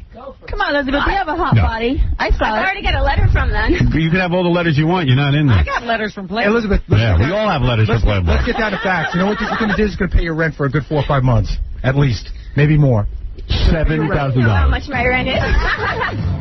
Shantae, you will do it. All right, Shantae, you're the one who gets to do it. Elizabeth, drag your ass. Are you going to share? If you want to. Are you going to do it with me? She wants to do Shantae, just do it. Don't give her your $7,000. All right, here's Shantae. She's going to take off her clothes for $7,000. If you do it together, you got to split it. All right, here goes Shantae. Wow, this is great. And she lost it. Oh, wait, Elizabeth is getting up. Oh, my God. Don't give her your $7,000. I cannot believe it. You guys are going to split? All right, here we go. The girls are both taking off their clothes. Just for the record, Barbara. Just for the record. Right, we understand. Okay. Oh, girls. I'm sorry, wait a second. Get the microphone on the girls, yes? Hold on. Are they going to be on nationwide television? Go ahead. What? Are we going to be on the E! channel like this? Yes. Shush. Oh, my God. What did you say? You're going to cover us up, right? Okay, I'll put bars across. Promise? Yeah, I'm not allowed to put you on TV. We can't show nudity on TV. Right, here we go. This is great. Okay. Shantae. Thanks to i1.com, we were able to do this. Log on to i1.com for all of your internet needs. Oh, Shantae is taking off her clothes. Wow, you look good, baby. I'll marry you. See, what did I tell you? I would marry her. See? You're right, I'm shallow. You're as shallow as they are. Shantae, I marry you. I'm always right. Okay, wait. All right, hurry up, girls. Take your clothes off. It's not hard to be right about you. Gary, get the microphone near the girls. Shantae's top is off. This is fantastic. 2 of the girls who are on I Want to Marry a Multimillionaire are disrobing. One of the finalists. Are disrobing. The other 2 are freaking out. The other 2 are flipping out. They've never even seen me naked. Well, we're going to all see you naked in a minute. Shantae, you got a nice body. Elizabeth, let me see what's doing on your body. You got giant underwear, Shantae. Elizabeth. Really? Shantae, Elizabeth's got a tattoo. Well, you got a nice ass. You got a nice body. You're looking better and better. Wow. All right, girls, take off your bras now. Moment of truth. Go ahead. This is the moment of truth. What? I have no boobs, so I have nothing to hide. Go ahead. Let's see. I'll tell you if they're cute or not. Those are cute. Those are way cute. Elizabeth, what are you packing there? What are those? These? 360. Are those real? Yes. Wow. Wow. Yeah, you could tell they'd be a little higher. I like those little boobs over there. I like what I'm seeing. All right, girls, let's get the panties off. Here they go. Take it all off. This is for the money. This is the money shot. $7 grand. Go ahead. Come on, baby. Oh, everybody's cleanly shaved. You guys look great. I thought there was a mixing problem. All right, I'll marry both of you. I I told you. Are we were done? shallow. $7,000. Yeah, I'm shallow. A couple more seconds, Elizabeth. Take your hands away from your boobs. They're normal. Let me see your ass. That's my ass. Nice. They made their 7,000. All right. Yeah, they made 7,000. The name of the show should be How to Make $7,000. Right. Hey, I love my body. I have no problem with being naked. Hey. I think it's the most natural thing in the world. Wait till we tell you girls we were going to give you $15,000. You should have held out a little longer. Kidding. No, okay. That's what I'm waiting for. 15. All right, listen, girls, thank you. You're from I Want to Marry a Millionaire. Multi-millionaire. And you know what, Howard? 7,000 from I1.com. Yeah, let's thank I1.com. Yeah, we got to thank these guys. These guys are definitely happening. They get more women naked for us than they know. Thanks to I1.com for providing prizes for our show. Go to I1.com and win a chance at $10,000 every day and $1 million a month for doing what you already do, getting naked. What is it, Casey? See, I told you they were prostitutes. No, but you know what it proves? You know what it proves? Did you get me, Billy? I wanted to see them naked, but it also proves everyone's got a price. Everyone does have a price. Everyone's got a price. It's the same thing. Get out of here. Who is this guy? You can look, but you can't touch. We just They're natural. I can't hear anybody over She's there. a beautiful girl. Right. Okay? Yeah, all right, you got $7,000. Good job. Casey just told us she was drooping. Thank you, girls. We'll be back right after these words with the CP comic. Frank Gifford. Edward Johnson, Syracuse Daily Times. Hello, fellas. First of all, I want to say I'm enjoying this very much. Thank you. Also, Frank, I read recently, I don't know if this is quite on topic, that you're a bit of a hero. You discovered a lump in your wife's breast. You care to comment on that? I really have no comment on that. Do you still love your wife? I have no comment on that to you. Try to keep to the topic of the film that's coming up. I see. Well, who do you feel has nicer breasts, Kathy Lee or Susan Johnson? You want to him? Taken care of. John O'Neill, Indianapolis Star.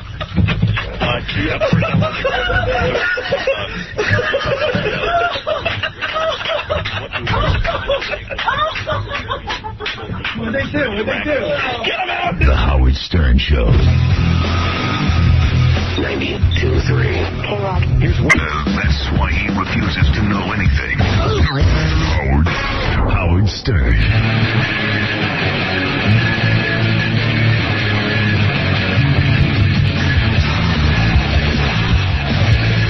Gotta put the microphone on. I knew I did it. I just didn't do it with the microphone on. Jackie Penthouse, Joke Page, Martling, his 4 Filthy Dirty Joke CDs and cassettes, only $12 plus $4.95 U.S. shipping. Call 1-800-323-KING. I liked it better the other way. You liked it better the other way? Tomorrow night, a big show, the Royal Oak Music Theater in Detroit, Michigan. Jackie's actually going out to Detroit.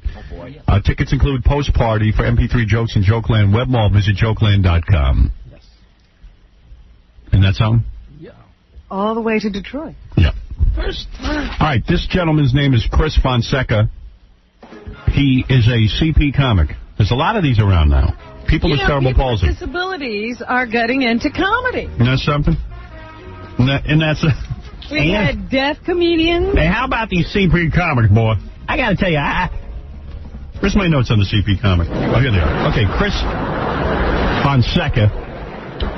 He's been doing stand-up for 15 years, or sit down, however you can't do stand-up. Well, you know what I mean. Take a look at this guy, see what kind of bad shape he's in. Oh, yeah, there's Chris. He is a Hispanic comedian, also with CP. Cerebral palsy. I've worked with your people before. Not the Mexicans, the cerebral palsies. Stop it. How are you, Chris? I'm doing good. How are you doing? Good to see you. Good to see you. Yeah, I know it's tough. You know what it is? Because your job is primarily... do what? To communicate. And you have a speech handicap, so it's a little more difficult for you to get a joke over, isn't it? Well, I speak very slowly, as you can tell. Yes. And so I've got to get right to the point. Yes. Like when those women went back to the green room. Right. You know, I whipped out my wallet and I was ready. They wouldn't show me anything, though. They didn't want to marry you? No. No. They didn't even show him anything. All I could do was smell. Right. You know. But, Chris, do you ever get laid? I mean, is it hard with a handicap? You're in a wheelchair. You got the CP. It's tough, isn't it? Actually, I'm married. You are? For the second time. You're married for the second time. And what happened to your first wife? Did she divorce you? I divorced her. You got tired of her? Yeah. What happened? What happened? You went on the road and you were such a successful comic that... Temptation. The Temptation? Temptation, It did. And no kidding, because a lot of guys complain they can't get a woman, and here you are in a wheelchair. Dumping women. And you're dumping women. Yeah, see, that's how I am. I just use them and then get rid of them. Oh, man, I love that. Has he ever dated anyone in a wheelchair? No, he don't want anybody handicapped. What's the matter with you? I tried to date someone in a wheelchair, and our braces got stuck together. It did, huh? This is terrible. His spokes got caught in one of them? Yeah. All right. So, you have a sad story. I don't mean to paint you as a sad kind of guy, but... Yeah, what are you going to make him out to be some kind of a victim? You got the cerebral palsy when your mom died. I'm not a victim of it. No. It's not like I was in an alley and CP jumped me. That would be a victim. That's right. The CP didn't jump you in an alley. Listen to me. Your mother died at birth, giving birth to you. Right. Do you ever feel responsible for her death? Do you keep... I do, kind of, but I'm a father myself. Yes. And, you know, given the choice, you would give your life for your kid. I wouldn't. You're a father? Yeah. Oh, he's got 4 kids. Wow. You got 4 kids, right? Yeah, I've got 4 kids. How many do you have? I have 3 children. Really? Yes. And you wouldn't give your life for your kid? No, I love myself too much. Oh, well, okay. You're a better man than I am. Did his father blame him for the death of his mother? Yeah, your father must have been very angry at you. Well, I was adopted, so I didn't get to meet my father till I was 16. So they gave you away when they saw that you were messed up. Right. They gave you away. Even the kids in school were mean to you because you salivate a lot, and they would call you Faucet. Faucet face. Faucet face. Yeah. Imagine how cruel children are to a guy like you. You got disabilities. Yeah, don't you have enough going on? Imagine calling you Faucet face. Right. Imagine there was somebody out there who adopted him. That's nice. That is amazing. Who would adopt you? No offense, but... my aunt and uncle. Oh, they got me at a garage sale. You know, it wasn't a real adoption. Right. You know, I was discounted. Did your aunt and uncle take you in because this was probably your mother's sister, right? Right. Right. And you must have felt really bad and everything. Did they tell you were adopted, or they pretended that you were there? No, they told me I was adopted right. from day one. And actually, my dad that I grew up with just passed on last year at the age of 100. Is that right? So that really helped me cope, because he was a senior citizen. Right. You know, all through my life, and he didn't let anything stop him. So. Well, I think he's a good man that he would adopt somebody with obvious handicaps and problems. You certainly wouldn't do that. I mean, this is an amazing story. I can't believe Faucet Face over here dumped a woman. Oh. I can't believe it. I can't believe that you dumped a woman. What was wrong with this woman? Yeah, what was wrong with her? What was wrong with this woman? Well, I think she might have jumped to the other team, if you know what I mean. She was lesbian? What kind of man are you? I don't know. Well, apparently not. A man with a vagina. But let me ask you something, Chris. You were married the first time. You dumped your wife because you say allegedly became a lesbian. You don't, right? Well, what tipped him off? But isn't it amazing? I mean, you get laid. I mean, here you are. I'll describe to you. You're not only in a wheelchair. You have to keep your head kind of tilted back, right? Right. And your hands and stuff are always moving, and your feet and everything. And he's Faucet face. What do you? And you're Faucet face. What do you like in bed? Are you able to maneuver in bed? Do you just lay there? Well, I do a little of everything. Right. Sometimes I just lay there and that gets some screaming. Really? You know? Yeah. And since I'm Faucet-faced, if I whisper in their ear, they can hear the ocean. He's funny. Oh, yeah, he's real funny. And you worked on the Letterman show. I see you got the Late Show T-shirt on. Right. You've been on all these shows. Yeah. Right, which is very difficult when you're handicapped. Now, was it difficult for him to break into comedy? Well, yeah, because I call up with this voice, and I say I want to do a set, and they say, well, okay, first thing you do is you sober up. I mean, seriously, just look at it. Even if everything was fine and you didn't have CP, you'd still be pretty ugly. I mean, you're not a great-looking guy, right? Right, I'm not. You with the long hair and glasses. I mean, I tried that once. Right. It didn't work for me. I got tangled and stuff. Right. You know? Right. So I got to keep it short and combed. And right. Well, listen. But wait a minute. How does he pick up a woman? No, I want to know what happens. Let's say he picks... Like, how did you meet your second wife? Robin brings up a good point. I actually met her on the internet, not in a chat room. No. But I was trying to get people down to a comedy club I was working. Right. And we started talking. We were both divorced with kids. And, right. You know. And she is a regular woman. She doesn't have CP, wheelchair, anything like that. You want to see a picture? Yeah, I sure do. Let me see if we can get it up. Probably take an hour. Don't worry about it. Don't get it now. Don't get it now. But let me ask you something, Chris.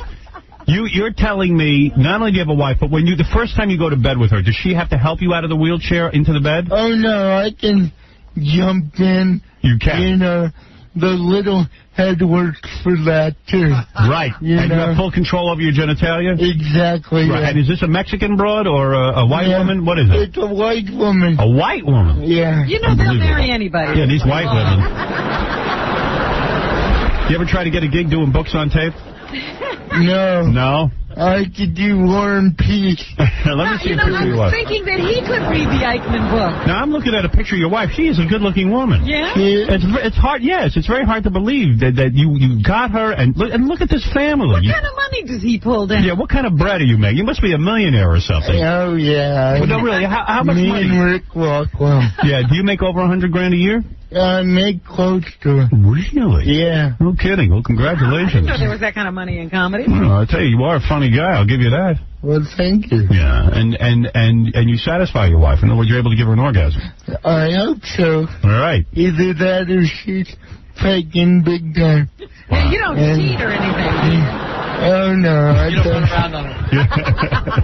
Sam, you're on the air. You're on the air with Chris. Chris Fonseca will be performing next week at Wits End Comedy Club in Denver, Colorado. Oh. Also get Chris's CD. Not tonight. I have cerebral palsy. And if you want that, you go to comedyproductions.com, comedyproductions.com, and click on Chris's face. Right. And you'll see that you can get this CD. It's a very funny CD. Yes, go ahead. Ding dong, sing dong bao. And what does that mean? What does that mean? It means this guy is much more funny than Jackie. You feel this guy's funnier than Jackie? Funny. He might make more funny. All right. Liz, go ahead. You're on the air. Hello? Yes, honey. Oh, yeah. You were talking about brain cancer this morning? Yeah, I think you can get it from those cell phones. Do you use a cell phone? Yes, I do, but I've got CP, so what can it really do to me? Right. It might actually cure me. Right. You're hoping the cell phone will cure you. Exactly. Right. I don't understand something. How did your mother's traumatic childbirth give you CP? The lack of oxygen to the brain. Ah, damn. Basically, she was dead before I came out, so... You know, you would think that your mom is a Mexican woman, right? Right. Maybe it was... Did she have a poor neighborhood or something? Did they not know how to deliver you? Yeah, it was 1963. That's what I mean. Did you have a cord wrapped around your throat or something? I don't know. I don't... Because you don't hear about women dying in childbirth all that much here in the United States. Not too much. Did she give birth in Mexico? No, she gave birth in Denver, Colorado. She did, huh? Yeah. It does happen, though. Wow. You know what? I know a guy, Gary, our producer, he got too much oxygen. That's why his teeth are so huge. They actually made them grow at birth. Wow. Right. Oh, go ahead, Liz. I don't really think it's from cell phones because I don't have a cell phone. And I think you would have to be talking on that thing for about 6 months, 24/7 to get something like that. Mm-hmm. What I did is I overdosed on aspartame, and I'm putting all like the proof together. There are books written by neurosurgeons, brain surgeons. They have a lot of evidence about this. All the with the pink... Honey, what are you saying? You got brain cancer from aspartame? Oh, yeah. How do you know that, though? Well, for one thing, I had all the symptoms of what this brings on. It causes... Where do you get aspartame? What are you eating? Oh, it's in 5,000 products. But what were you eating? Did you eat them all at once? Yeah, she ate every aspartame product at once. No, I was eating a lot of it. Honey, there's no way to prove you that. look 700 pounds. That it turns into formaldehyde. And if I put in my tea, my coffee, one of the main causes of brain tumors is a constant exposure to formaldehyde. All right, thank you. I don't really want to hear this. Jane, you're on the air. Got an axe to grind. Right, go ahead. Hi, Howard. Yes, honey. I'm just wondering why you feel that no one can talk about you in the tabloids, but you can exploit people on the air. No, everyone can talk about me in the tabloids. What I point out to you is that the stories were not true. I know, but You can talk about me all you want. I don't mind, but at least print the truth. I always believe the tabloids were telling the truth. But they don't tell the truth about everybody else. How do you know? I am telling you, draw your own conclusion, but I will read anything. But all the stars have been saying that they're not true about Please, get off my back. What happened? A lot of people mistake you for being a retard? Oh, yeah. I was on a Greyhound bus recently, and all I needed was my luggage tag changed in Dallas, which is corporate headquarters for Greyhound. And the disability specialist, Miss Margaret, called me retarded, told me I had a second-grade education, and that if I didn't quit complaining, she'd have her driver drop me off in the middle of nowhere. Isn't that what Greyhound does anyway? Hey, Rick, you're on the air. Hey, Howard. Yeah. This guy is the mastermind of, like, the Third Reich. Let me tell you something. This guy plays this CP for all it's worth. All it's worth. He plays it. Guy's living it. I play it. Play it? Let me Do you want me at home collecting Social Security? No. Let me tell you something. Every perk that this guy, I mean, you should see this treatment this guy gets. I have some friends in the industry. I was at a show that this guy did in Las Vegas. You should see the treatment this guy gets after the show. Unbelievable. What do you mean? What do you mean, what do I mean? What are you talking about? Oh, you're so dopey. Get to the point.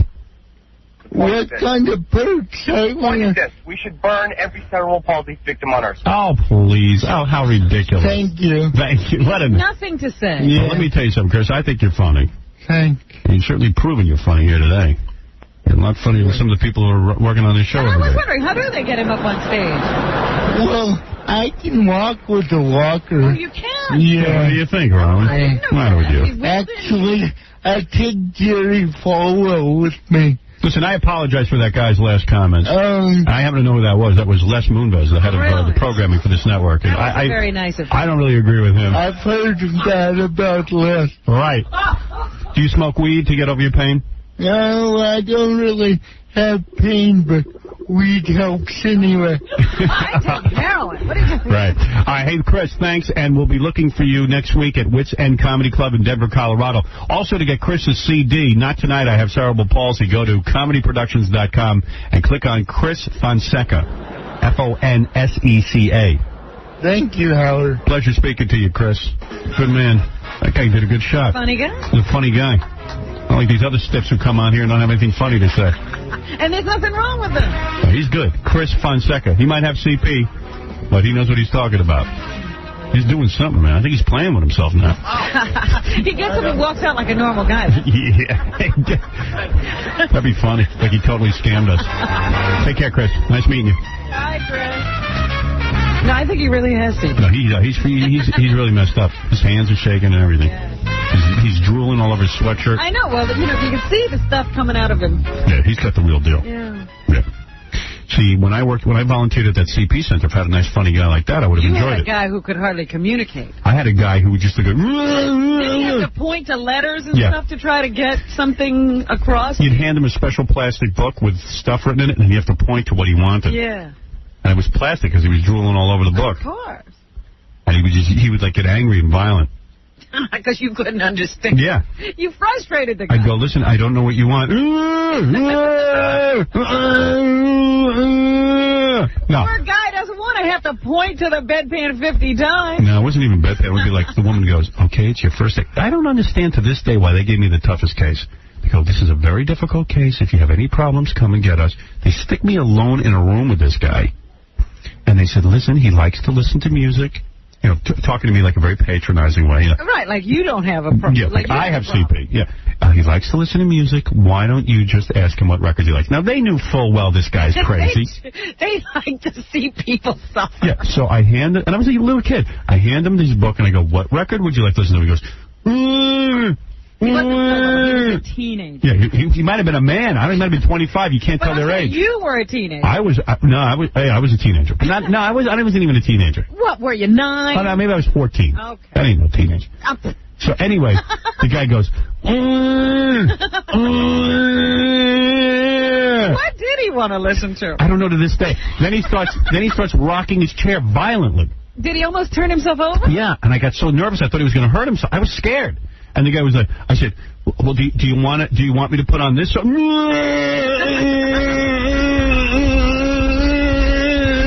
Just like that, like rocking back and forth. And so you ran out. I ran right out of the room. Poor guy. I ran right out. No, screaming. I was like, Pete, don't fail me now. He is still screaming. Look at this. I couldn't get out of it. So I go and I find the woman who's in charge. I go, listen, I don't know what he wants. He's banging against the... But I have to quit. I know that. No, I didn't quit right away. And she says, okay, let me go in there with you. She says, why don't you take him to lunch? I start wheeling him down. I go, what would you like for lunch?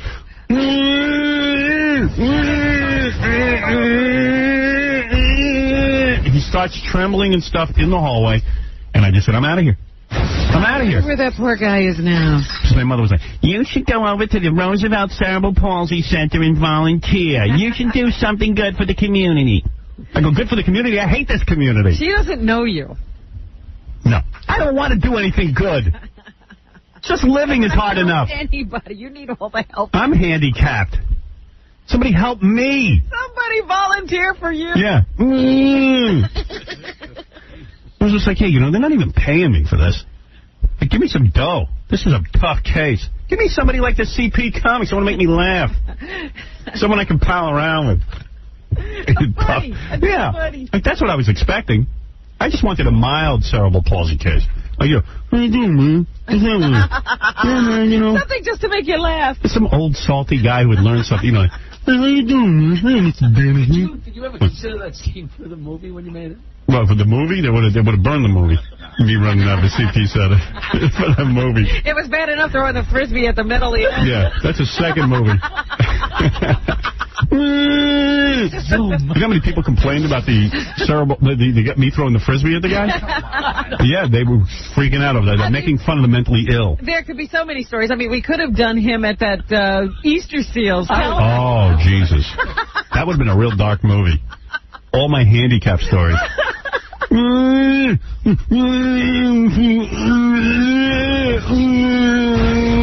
was just saying, oh, man. Sitting in a wheelchair. This ain't so bad. Hey, this isn't so bad. I'm like, hey, cheer up. Raise money for All right. crippled kids. Let's take a break. We'll come back. We'll do the news, Robin, right after these words. The Howard Stern Show. Hey, everybody. How you doing? This is Andy Dick. And do you love me, Andy Dick? Because Howard sure does. He loves Dick. He loves, can't get enough Dick, in fact. I heard him saying to the other staff members, I need more Dick. Get me Dick. I need more Dick. Well, here he is. Here's Howard.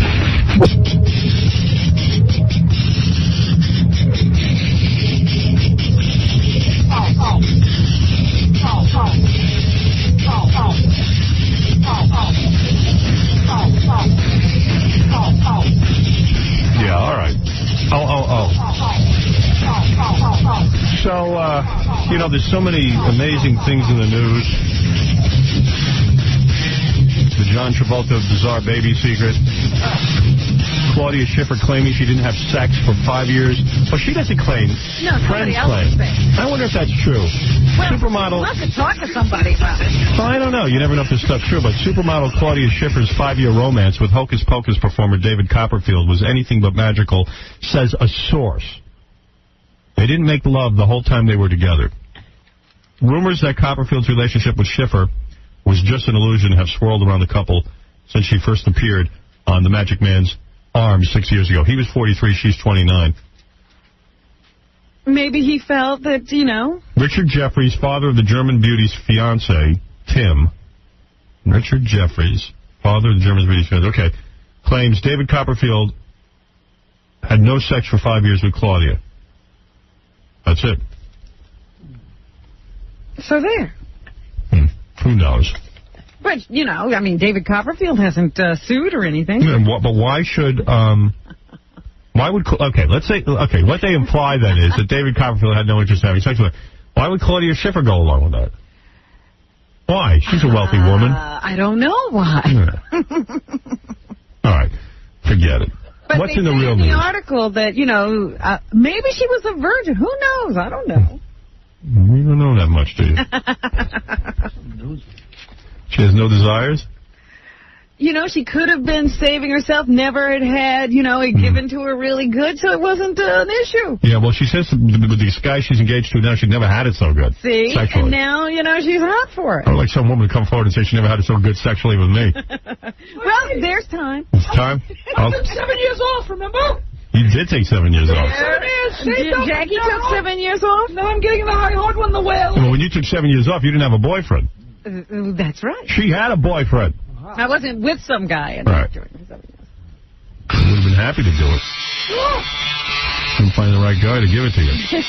All right, what is in the news, Rob? Well, there's another one of these lists out that purports to tell what people are making. Oh, good. So tell me what Fred makes. The Fred's not on the list. No. Fred is not major bucks, I guess. No. In the movie biz, they say, this is Forbes Celebrity 100 ranking. Good, let's hear it. Mel Gibson got $45 million for the movie Payback, they say. What movie was that? Did you ever see this? I like that movie. It was kind of I don't think it did that well at the box office, but... $45 million. That's what they say he got for it. Nicolas Cage, $36 million. John Travolta, $32 million, and Adam Sandler, $28 million. On the talk show circuit, Rosie O'Donnell and David Letterman are at the top of the list with paychecks of $25 million and $20 million, respectively. Wow. Tom Clancy, who's a writer, brought home $66 million, they say, and John Grisham, $36 million. Oh, my God.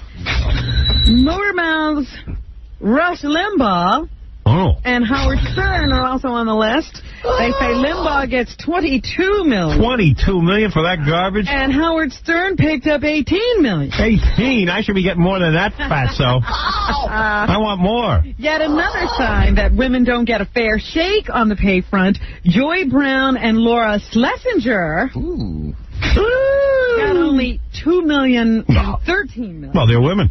Of course. You understand that. Yeah, that I understand. What do they need money for? Tell them to marry some rich guy. How to Marry a Millionaire. Right. Now, of course, the resignation of Kathy Lee has caused all kinds of shock, and people are still dissecting it and wondering who should replace her. People asked me at the press conference if you would replace. I said, listen, she's already working with the greatest broadcaster in the world. Why don't she work with Regis? For me. Oh, you weren't there. I did say, why don't you ask her? No, I don't want them taking you away from me. Who says I couldn't do both? Oh, please. You can't. Anyway, they say it was a kid story in one of the tabloids that forced Kathy Lee off the air. Yeah, what was it? It was the one comparing Cassidy to John Benet Ramsey. Well, it is absolutely right. Who wrote it? GIF? Robin made the point the other day. I was saying on the air how this Kathy Lee is screaming how her children are being abused by the press. She is the one who brings them to the forefront. That's right. And she is her own worst enemy. She is the one who wants these kids to be celebrities. And when you turn your kid into a celebrity, you can expect tabloid information to come out. Now, like Robin said, Regis has 3 daughters. You never see his kids ever. I don't know their names. You don't even know. I don't know one of Regis's kids' names. His kids aren't into top. He doesn't sit and talk about them all day. That's right. and carry on about them and put them on TV shows and put them in Christmas specials. You can't take your child and put them in a Christmas special, dress her up year after year, and not expect people to then think of them as celebrities. And then have her be in a fashion show where she's being made up. Right. And dressed and then sent down a runway, and not ask for comparisons to people who put their kids in beauty pageants. Somebody said to me, we want to dress one of your daughters up and put her in a runway and have you walk down the runway with her. I'd say, first of all, are you insane? Subject my child to that? And what? My ego is so fragile I have to have my child walking down a runway with me? What is that, build me up in some way? This woman is really out of her mind. How could she sit there and blame the tabloids when she's parading her children on television? Who brought Cassidy to a fashion show? Kathy Lee. Put her in makeup. Kathy Lee. And had people taking pictures of her sitting, admiring, and looking on while the makeup artist was working on her child. Kathy Lee. And who brought their kid on a fashion show, and the kid doesn't even look happy? Kathy Lee. All right, come on. Get rid of her already. We'll let her quit today.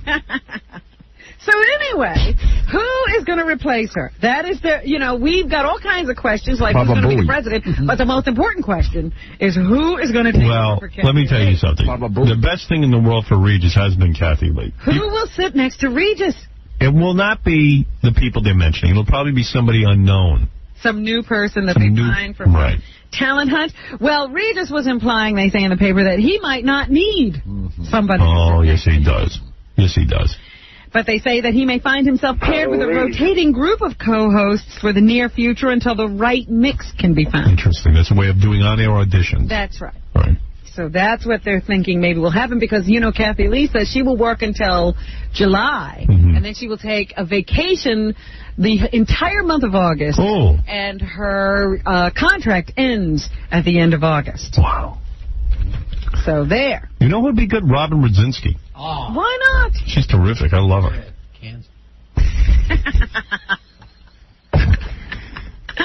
Now, this Fiona Apple, we were talking about this yesterday. It's in all of the papers today how she freaked out on stage at Roseland the other night. And tried to get tape of it.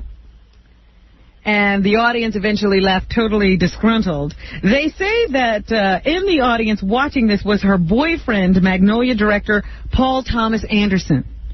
Now, what do you do when you see your girlfriend freaking out on stage like this? You go backstage and try and give her a hand. Really? I'm just asking. Oh, what do I do? I would leave. Who needs that? I was married. I mean, don't you think that is a lot of work? You're like, this is a girl who's a lot of work. Yeah, I would say, listen, I don't need work. I want to just be alone. Somebody to hang out with and have fun. Right. You know what I would do? Need to babysit. I'd pick up a hot broad in the audience and go home with her. Because I just wondered about that. It's one thing to freak out just in front of a bunch of strangers, but now this is the guy you're living with, supposedly. Right. He's got to watch these antics and then go home with you. Here's a Big Black. He has tape of Kathy Lee on The View talking about her retirement. Okay. Oh, on The View. Yeah, Big Black. How's it going, Howard? Yo, yo, yo. Yeah. All right, what's up? All right, let me play this tape for you real quick. Yeah, and talk up. Oh, I'm sorry. I got the tape of Kathy Lee on The View, and also I saw Fiona Apple on Letterman last night. All right, let me hear it both. But you were saying in the morning show this morning that they said lies about your kids. What are you talking about? What lies? This is the thing that people are not making the distinction about, and that's the most important thing to me. I've had pretty much every horrible thing in the world said about me in the tabloids in the past, and I never left my show because of it. That comes part and parcel with any kind of success you guys are experiencing. How did you get that? You're one of the most scrutinized people, I think, in this country. You learn to get a tough skin where the people who don't matter are concerned. And you learn to keep a tender heart where the people who do matter are concerned. And that takes wisdom, and that takes getting, she's such a saint. Beat around. Look how wonderful she is. It's different with your kids, and yet people say, well, you put them on your television show. Sure, and I'm not the least bit sorry I did that. I mean, my kids, we talk about our lives for a living, and my children are my life. What am I supposed to talk about? Somebody else's kids? And people go, why'd you put them on your Christmas special? Yeah. I'm supposed to put somebody else's kids on my Christmas special? No. Well, wait a minute. Keep them at home and make them think something that I do is dirty? How do you start that line, though? How do you if they want to do it. I said, kids, you guys want to? Yeah, Mommy, let's do it. But then what is happening now? They're lying about my kids. Now, you can talk about it all you want, and you can print it. Anything that's the truth. They basically have printed that Cody is this monster of a human being, that I've made him into this monster, and that Miss Cassidy, because she was in a fashion show with me, that I did as a favor to our friend Donald Deal, who's a brilliant designer and one of the sweethearts of the world. It means a lot to me, and he wanted me to be a model in his fashion show, and I said, and he's done Cassidy's clothes too for our little Christmas specials over the years, and Cassidy adored them. And I said, what if Cass wants to do the fashion show with me? Do you want her to be a part of it too? And he goes, you think she would? I said, I'll ask. You never try to make a 6-year-old do anything they don't want to do. Yeah, but why do you think she wants to do it? I went home and I said, Cass, Mommy's going to model in Donald's fashion show next week. Do you want to do it? She goes, tomorrow? Every little girl likes to get dressed. We were practicing for a week, running walking the runway. After that, they said I'm making her into the next John Benet Ramsey, and that was it for me. That's it? Even as you talk about it now, the tears are... There is no lie. I'm not crying what they've done. Only my children. That's the other thing, the whole sweatshop thing, when they said that man made me cry. He didn't make me cry. Only people you love can make you cry. And my little boy said, Mommy, why are they saying you're such a horrible person? That's what made me cry. They're saying you're horrible because there are children working for no wages making your horrible clothing. And the logic, if you listen to that, why would you offer your child a fashion show? She suggests to the designer, should Cassidy do it? Yeah, and I always ask Cassidy if she wants to. Ask her to have Cassidy do it. Right. She volunteered the kid. And why do you need your kid in a fashion show so she'll be photographed and seen in every newspaper in this country? What about leaving the kid a child? You be the star. You're the one who chose that. This is not in somebody's home. She is so warped. Oh, and I always ask the kids if they want to do it because you can't make a 6-year-old. Of course they want to. They see how important it is to you, you ditz. What a knucklehead. She really doesn't get it. No, and you know what? She has to be taken off TV. She has to take herself off TV because she's out of control. She has no ability to think. What do I use, somebody else's kids? Well, how about our lives? Regis has managed not to talk about his kids. How about doing a Christmas special without your children in it? And I know that, you had a child, it wasn't like you sat around planning to have a kid and you were on the air and you were talking about your life. There was a point at which you had to decide, you know what, my kid hasn't made the decision to be a public figure, so I'm not going to use her for barter for my show. Right. There's lots of stuff that's happened with my kids that you guys could have laughed at. You are the Antichrist, but you have the sense to know that your children shouldn't be the topic of discussion. And Kathy Lee's getting awards for being Mother of the Year. There's no mother there. That's a narcissist who needs to have famous children. Who should I talk about? Other people's kids? How about not talking about your kids? Yeah, no kids at all. How about that? My kids are my life. Then stay home. Yeah. Well, she's gonna now. Let's see how long that lasts. If your kids are your life, then what are you doing a TV show for? Right. My kids aren't my life. They're part of my life. That's right. Right. And you figured out how to make a living without exploiting them. Right. She can't figure out how to do it. Just to put that kid in a fashion... Well, no, but she told me she wants to. Tomorrow, Mommy? She didn't know about any fashion show. And the only way she gets to spend time with you is in a fashion show. But she didn't know about any fashion show until you told her, Kathy. Right. Do you have the tabloid article where they talk about her kid like that? No, who cares? I do have it. I keep those things. Yeah, well, maybe tomorrow. All right, dude. And also, Fiona Apple was on Letterman. She seemed pretty normal. At one point, she thought she was going to cry, but the cameraman went out to a wide shot. I can't really get a good look at her eyes. He interviewed her? He talked to her for like 15 seconds, I can play that for you, but, it's not much as 15 seconds. Did you ask her about what happened at Roseland? Of course not. He didn't mention anything. All right, I got to go. What's up? Thank you, Big Black. Later on, my Lord and Savior. Oh, go old Black. BigBlack.com. Yo. You keep praying. Maybe you will be saved. That guy's brought ass kissing to a whole new level. Mashiach. Anyway. Now to the other news. The 6-year-old killer who shot his classmate. Yeah, what's going on with that? The other day, he won't be charged with anything because everybody's figured out he's the greatest victim. Oh.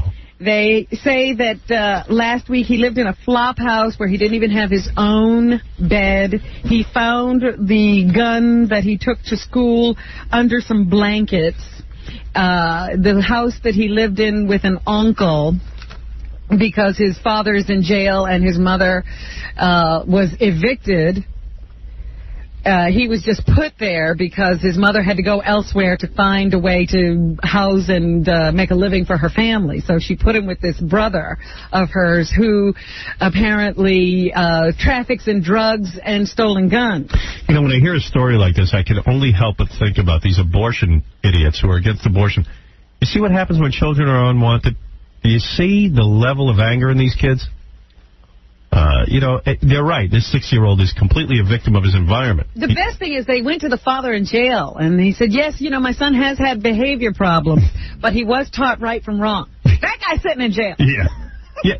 Look who taught him right from wrong, a guy in jail. Anyway, yeah, so what are you going to do? We'll have more unwanted children in this world, according to these religious freaks. Oh, yes, everybody has to be born. Mm-hmm. They have to get They have to be here.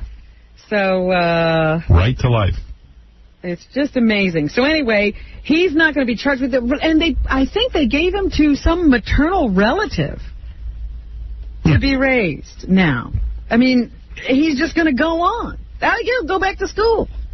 They said he'd been, suspended a number of times from school, always been a problem. He should be put to sleep. Let me ask you something. When they have a puppy who bites... What school is going to take him? When they have a puppy who bites, what do they do with it?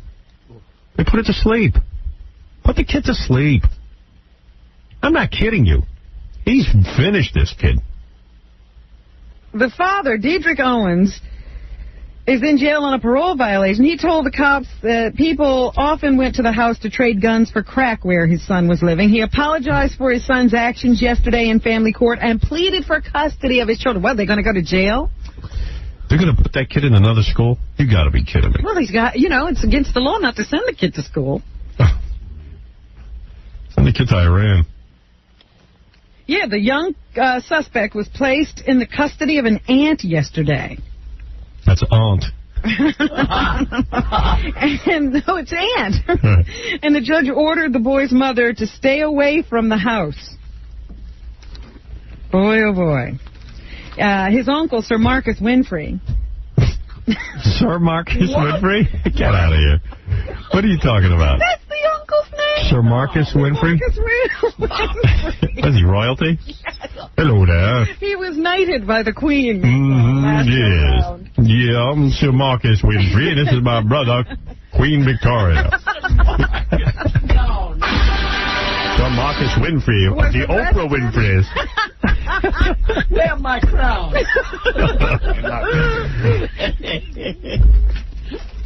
He was arrested on an outstanding warrant. Cops were questioning him about the stolen .32 caliber pistol used in the slaying.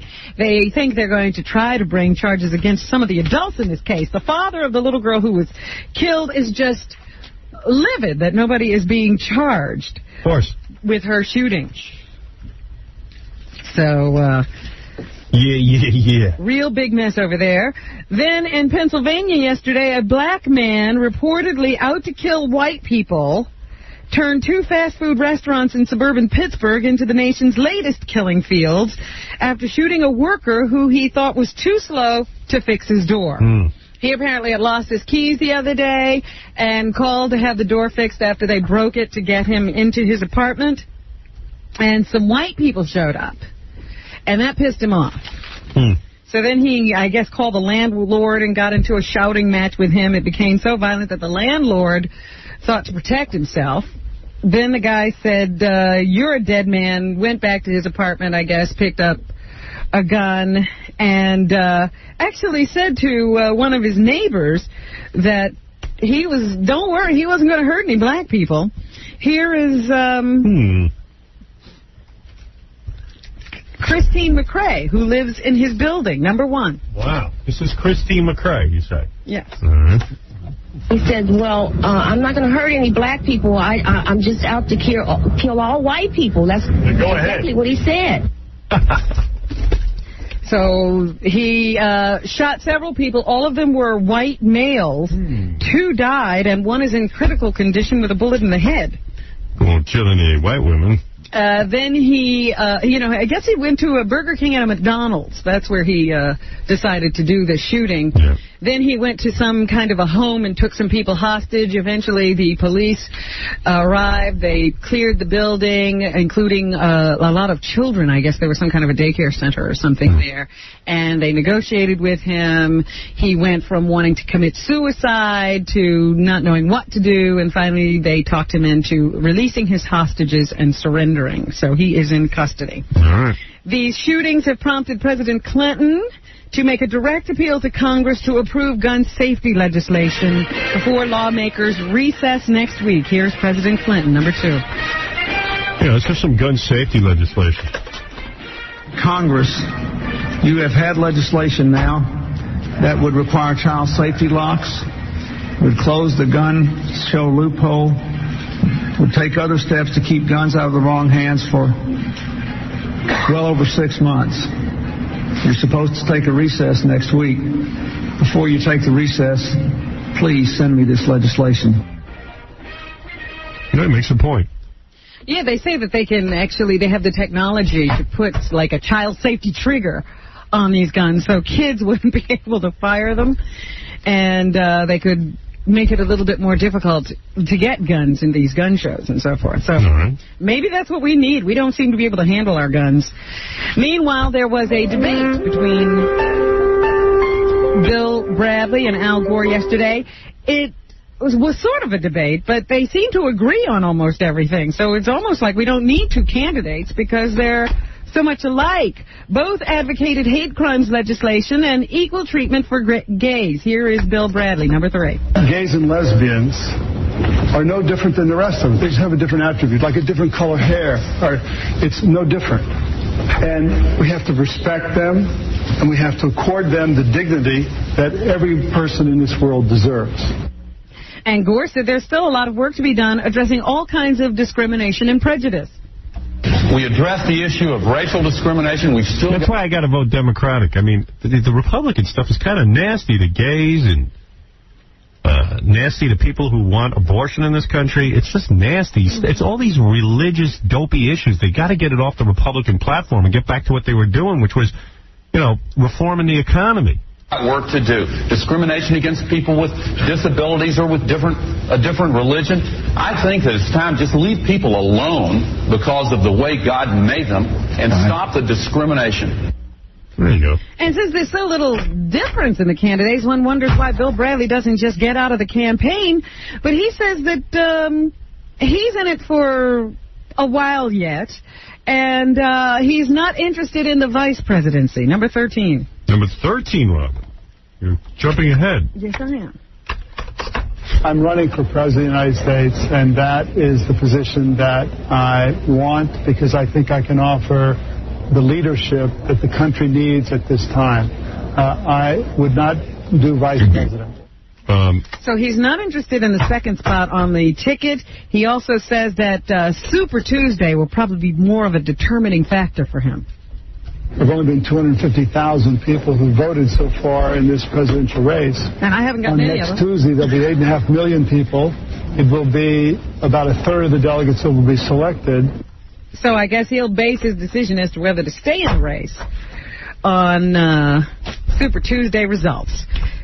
Meanwhile, the name Al Sharpton came up in the debate yesterday, and both Vice President Al Gore and Bill Bradley had nice things to say about him. Those of us who want to know what the community is speaking about and communicate with them, I think should listen and try to learn. And here's Bill Bradley saying nice things about Al Sharpton. He has, in many cases, kept the lid on otherwise dangerous situations that were beginning to develop. It's a sad day when you got to say nice stuff about a guy who's a race baiter, but that's now there's a reason not to vote for Democrats. That's politics, I guess. You have to marry yourself to weird people. Meanwhile, yesterday, Al Gore picked up another endorsement. He picked up the endorsement of the Reverend Jesse Jackson. Mm-hmm. Here, Jackson makes his announcement on the CBS News. Vice President Gore has the combination of ideas and relationships to create the trust for full support. Probably promised him a Coca-Cola franchise. Jackson had to say. He has stood for the inclusion of all segments of our society under the law. Women, gender equality, workers' rights to organize, civil rights for the least able. All right. Well, there's an endorsement. On the Republican side, George W. Bush was speaking at St. Louis University last night, and he responded to a question about his visit to the controversial Bob Jones University and why he didn't respond more forcefully to anti-Catholic sentiments expressed in a speech there. Why do you think Jesse Jackson didn't do any of his rhymes when he was talking about Al Gore? Was he too tired to rhyme? I mean, usually he rhymes. Maybe he didn't prepare. Gore is good, and we need food. Nothing rhymes with Gore. Right, I guess. Dreamed that anybody would ascribe to me beliefs I do not hold and opinions I do not share. I will endorse Gore, but I will not be a bore. Bush made a further comment. I did not believe that guilt by association would be a part of the political process. I never dreamed my opponent would be making phone calls in the States alleging and implying and saying outright that I'm an anti-Catholic bigot. I never dreamed that would happen. Well, now start dreaming. Wake up from that nightmare, bro. Wake up and smell the coffee. Don't go to places like that. Meanwhile, Bush appeared via satellite last night on The Late Show with David Letterman. Number 9. I know that campaigning is difficult work. How do you look so youthful and rested? Fake it. And that's pretty much how you're going to run the country? Oh, man. Nice little bite. Wow. Mixing it up. And John McCain appeared on the Tonight Show with Jay Leno. Hey, what are you doing here? Every year in the Senate, I win Miss Congeniality. Really? Yeah, she's a unanimous vote.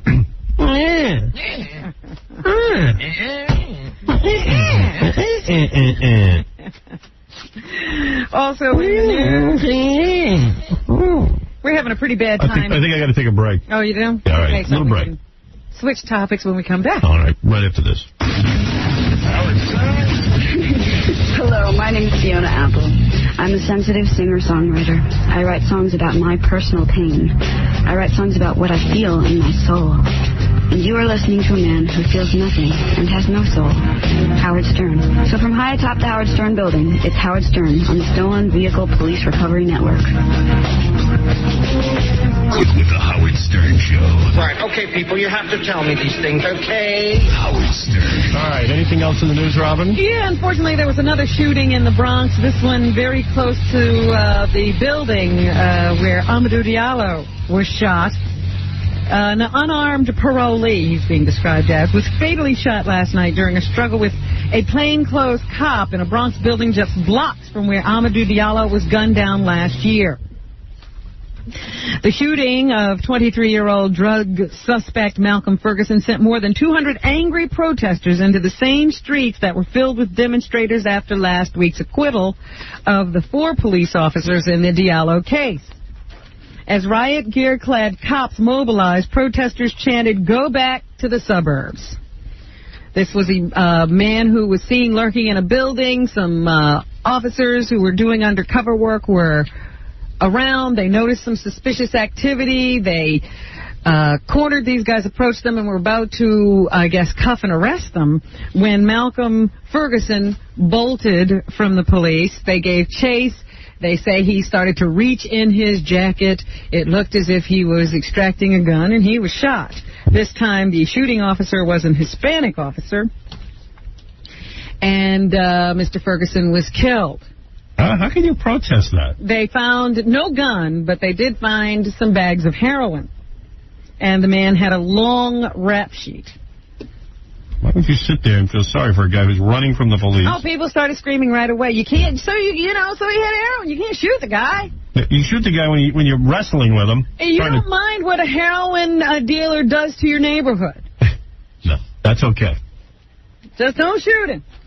All right, we can't go into that again. We spent a half hour on it. It's a bad time for the cops. There's just not a good story about them in the paper today. Officers have been accused of beating a woman. Prosecutors yesterday revealed horrific details of a Bronx woman who alleges a night of abuse at the hands of 242nd Precinct cops. Sheree Williams has charged she was handcuffed, thrown into a patrol car, and driven from her home to a deserted area where she was beaten so severely that her jaw had to be wired. DNA evidence support the allegations made by this 37-year-old woman who had to call her own ambulance after cops left her face bloodied and her nose broken, according to the prosecutors. The cops who have been suspended have denied the charges. They were arraigned yesterday. Then there's another story of a police sergeant who was arrested in connection with some child pornography charges. So, I mean, it's just, you know, you can't find a good word. I'm sure there are some good police officers out there. You just don't see any articles about them in the newspaper. Meanwhile, Darryl Strawberry has said that he is entering a 28-day drug rehab program in Florida. He has been suspended from baseball for a year. It's his third drug-related suspension in 5 years, and he now says that he is going to do everything within his power to try to get his drug problem under control. John Rocker is also in the news. Yesterday, he found out that an arbitrator sees things his way. He had been suspended from baseball for 28 days, and he was fined $20,000 for comments he made of an anti-immigrant, anti-minority sentiment in a Sports Illustrated article. But an arbitrator took his case yesterday and decided to cut in half his suspension to 14 days so he can report immediately to spring training, and they also reduced the fine to $500. Some people are saying this is a slap on the wrist. Others are saying that's okay. The punishment didn't fit the crime, and Rocker will be welcomed back on the team.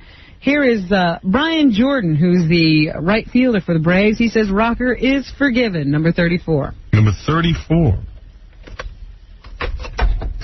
Everybody deserves to be forgiven. Everyone makes mistakes, and hopefully he learned from this mistake. It's been a big mistake, but hopefully he learned from it and he can move on with his life and his career. Here's the general manager of the Braves, John Sherholt. He says the Braves are happy to have Rocker back. This gives us an opportunity to assess how he and his teammates can come together as a cohesive unit again. Well, listen, hopefully he learned from it. He's apologized several times. He apologized again yesterday. So he seems to understand what's going on. He's not as sick as he looks. Hopefully he learned from it. He got the message. Hopefully he learned from it. The baseball commissioner, however, thought it was wrong for the arbitrator to reduce the sentence. He thought it sent the wrong message, that Major League Baseball is not as serious about these things as he wants them to seem. Hopefully he learned from it. Yeah, let's hope. The Dixie Chicks. And people like Tim McGraw and Faith Hill heard some good news yesterday. The nominations for the Academy of Country Music were announced yesterday. Here's a little bit of the Dixie Chicks in case you don't know them. Number 17. Let me hear a little of that. Yeah. Oh, that deserves an award. It's great. Genius. I don't think the Beatles ever won a Grammy Award, but the Dixie Chicks are racking them up. This is the Academy of Country Music right here. Dixie Chicks are nominated for Best Entertainer, Best Duet or Group, Best Album, Record, and Best Video. All right. Also nominated was Tim McGraw. Here's a little bit of Tim McGraw. Didn't he play baseball? No. That's Tug McGraw.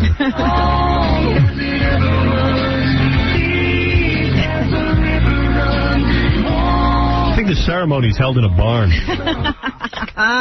He received 7 nominations, including Best Song for Please Remember, and his wife, Faith Hill. Oh, Faith Hill's his wife? Yeah, she was nominated for Best Entertainer, Best Female Vocalist, and Best Album, and Best Video. Here she is.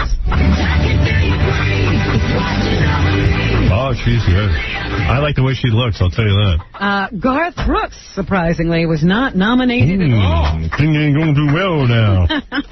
What's up with that? Hopefully he learned from it. Greg Kinnear is in the new Gary Shandling movie that opens on Friday. It's called What Planet Are You From? What is Gary Shandling like to work with, Greg? Number 20. I'm sure this will be an honest answer. Yeah. Well, Gary's very difficult, quite frankly. He just is one of those blessed people who have to try. Or he brings ass kissing to a new level.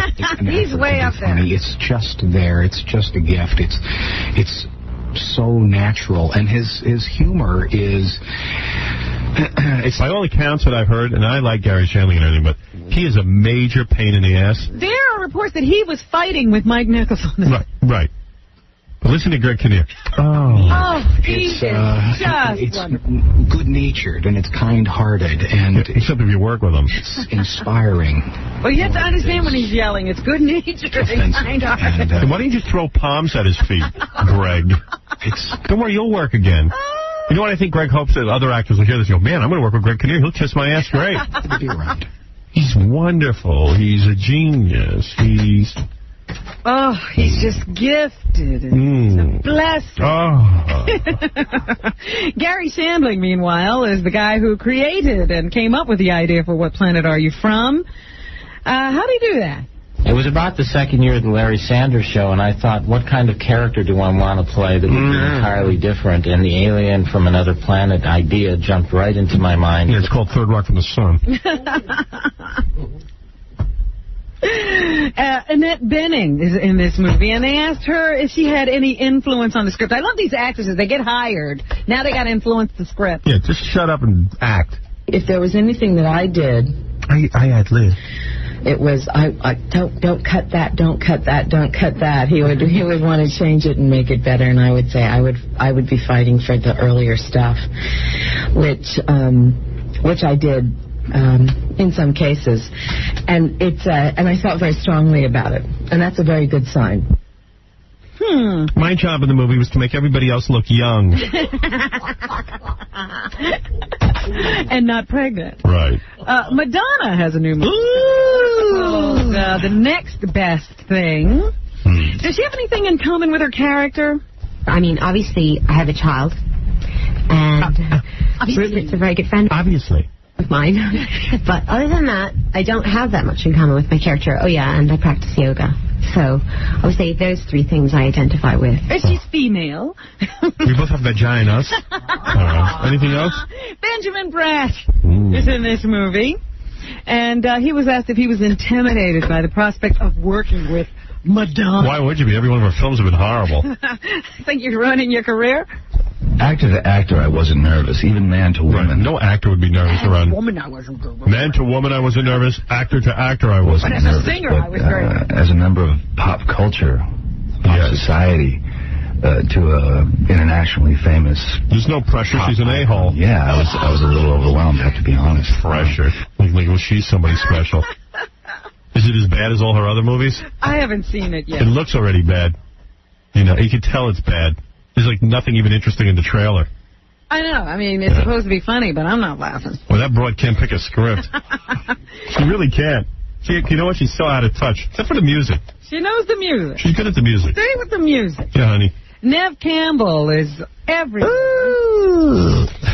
She's, of course, in Scream 3, and she's in this new movie, Drowning Mona.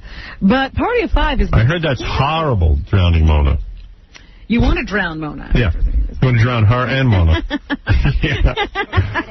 But anyway, Party of Five has been canceled, and she was asked if the cast resents her for leaving the show. Truth be told, yes, the show could have gone to 70. I was surprised that it got canceled. I don't think it was completely to do with me. You know, I think if the ratings were extremely high, then it would have. cares about her? She's so unimportant. She's the most important person in show business. Put her underwater. Christina Applegate. Oh, I can't imagine how. It's impossible, but she has one. It's called Jessie, and airs on NBC at 8:30. How terrific is it also to be the producer of your own show? Oh, it's wonderful. It's a freedom. I don't abuse that freedom. I have very powerful bosses, too, but they're wonderful, and they know... In other words, it's just the title. They know what they're doing, which is what's so great. Good. Okay. Put something in her mouth. Angelica Houston. Right. She has a new movie coming out. It's called Agnes Brown, and I guess it's based on a book. And what is this book, The Mammy, about? You already don't know one's going to see that. The Mammy's about... The Mammy. Yo, Mammy. Mother of 7 who really has to survive on her own. She works in the fruit and vegetable market in Dublin in the 60s. Oh, I must rush out and see that. The Mammy. You know, that's going to be a fun show. Yeah. And Don Cheadle, who's a very fine actor, he's in something called Mission to Mars. It opens on March 10th. Now that I'll go see just based on the title. What was it like wearing the spacesuit the whole time you were shooting? It was hot, and it was cool, man. Clumsy and, foreign, and it was... Was he a white guy or a black guy? He's a black guy. To work with, Yo. Just really be into the world of the film anyway, because he learned his lesson. You had the real toys, you had the real spacesuit on. We had fine actor. Son of the Beach premieres Tuesday, March 14th. Now you're talking about. Now here's something I want to hear everything on about. FX. You didn't know the date. What is the date? March 14th. All right. Tuesday night, FX. Press conference was held in New York yesterday or the day before, and Howard Stern, who is the executive producer, attended the press conference. He says he is enjoying this new role. I got very excited about this notion, this notion of, this is interesting. Get Smart meets the beach. And we talked about it a long time, and we brought it around, and we hooked up with FX, and the executives... I'm as boring as the rest of these idiots. I didn't know they'd be releasing that. I cut myself off. Go ahead. Tim Stack is the star of Son of the Beach. Right. And here he is to talk about what it's like to work with Howard Stern. Oh, good. Now, he better kiss my ass. Actually, Tim was doing a real good job of kissing my ass. We'll hear. Yeah. He didn't even talk about the fact that we've been yelling at each other the entire night before. I was so used to writing Nightstand, which was, Dick Dietrich and a bunch of guest stars, and it was like joke, guest star, joke, guest star. And what Howard has done is really... he's turned this into, and maybe I'm bragging, but I just think it's really a great ensemble show. It's like a throwback to shows like F Troop and Hogan's Heroes, except with really hot women in it. So I need to hire Greg Kinnear to write kiss-ass lines for Tim Stack to say. He's really good at it. I'm going to put Greg Kinnear in my next project. He really knows how to kiss ass. And Howard was asked if there's a casting couch on Son of the Beach. The casting couch is not stained at all. We have, Jamie Bergman and Lila Arciera and Kim Oya were in my hotel room the other night. I don't mind telling you this. We were going to have a meeting, and they showed up first, and I didn't put the moves on any of them because I am trying to be a responsible executive producer. Well, there you go. I'm very attracted to all three of them. I wanted to have a menage a four, and I couldn't because I'm trying to be a responsible producer. Well, that is true. He was also asked, of course, about Kathy Lee and what he thought of her leaving her show. Kathy Lee announced today that she is leaving the Regis and Kathy Lee show because she's doing it for her children. She wants to keep them out of the limelight. The only person putting them in the limelight is Kathy Lee. I really don't care. So it seems to me that if she would take them off the magazine covers, remove them from all the network specials and the Christmas specials, none of us would ever see Cody and Cassidy. And I'm full of myself. Have the Baywatch producers seen Son of the Beach?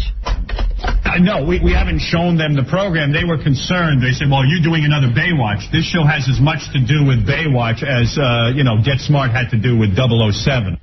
I mean, it's ridiculous. Well, I can't believe it. There was one guy who got through every statement he made. Yeah, I even cut myself off on one of them. Come on. You know I did. Okay. I remember Tim kissing my ass. Well, I'll have to see if I can find more tape. I'm going to have Gary call up and get us the whole press conference so we can should hear everything. Do this some more. You can. David Hasselhoff copyrighted the ocean, I just learned. So anything with an ocean or people in bathing suits, can't do. That's his. So funny. Well, that's what's happening. Thanks, Robin. Jackie Penthouse Joke Page Modeling is 4 filthy, dirty joke CDs and cassettes are only $12 plus $4.95 U.S. shipping. Call 1-800-323-KING. Tomorrow night, Jackie's having a live show, big show, at the Royal Oak Music Theater in Detroit, Michigan. And ticket, I happen to include the post-party. For MP3 jokes and there's a post-party. For MP3 jokes and Jokeland Web Mall, visit jokeland.com. See Stuttering John every Thursday in the Donkey Show. For tickets, go to theatermania.com. All the girls from that Who Wants to Marry a Millionaire, thanks for coming down. Chris Fonseca, thanks for coming in. He'll be performing next week at Wits End Comedy Club in Denver, Colorado. And get Chris's CD, Not Tonight, I Have Cerebral Palsy. And you can get that at comedyproductions.com. Or click on, just click on Chris's face when you go to comedyproductions.com. Thanks to I1.com for providing prizes for our show. They made it possible for the girls to get naked. We had to give them $7,000. I1 providing the money. Go to I1.com and win a chance at $10,000 every day and $1 million a month for doing what you already do, which is nothing. 2-3. K-Rock.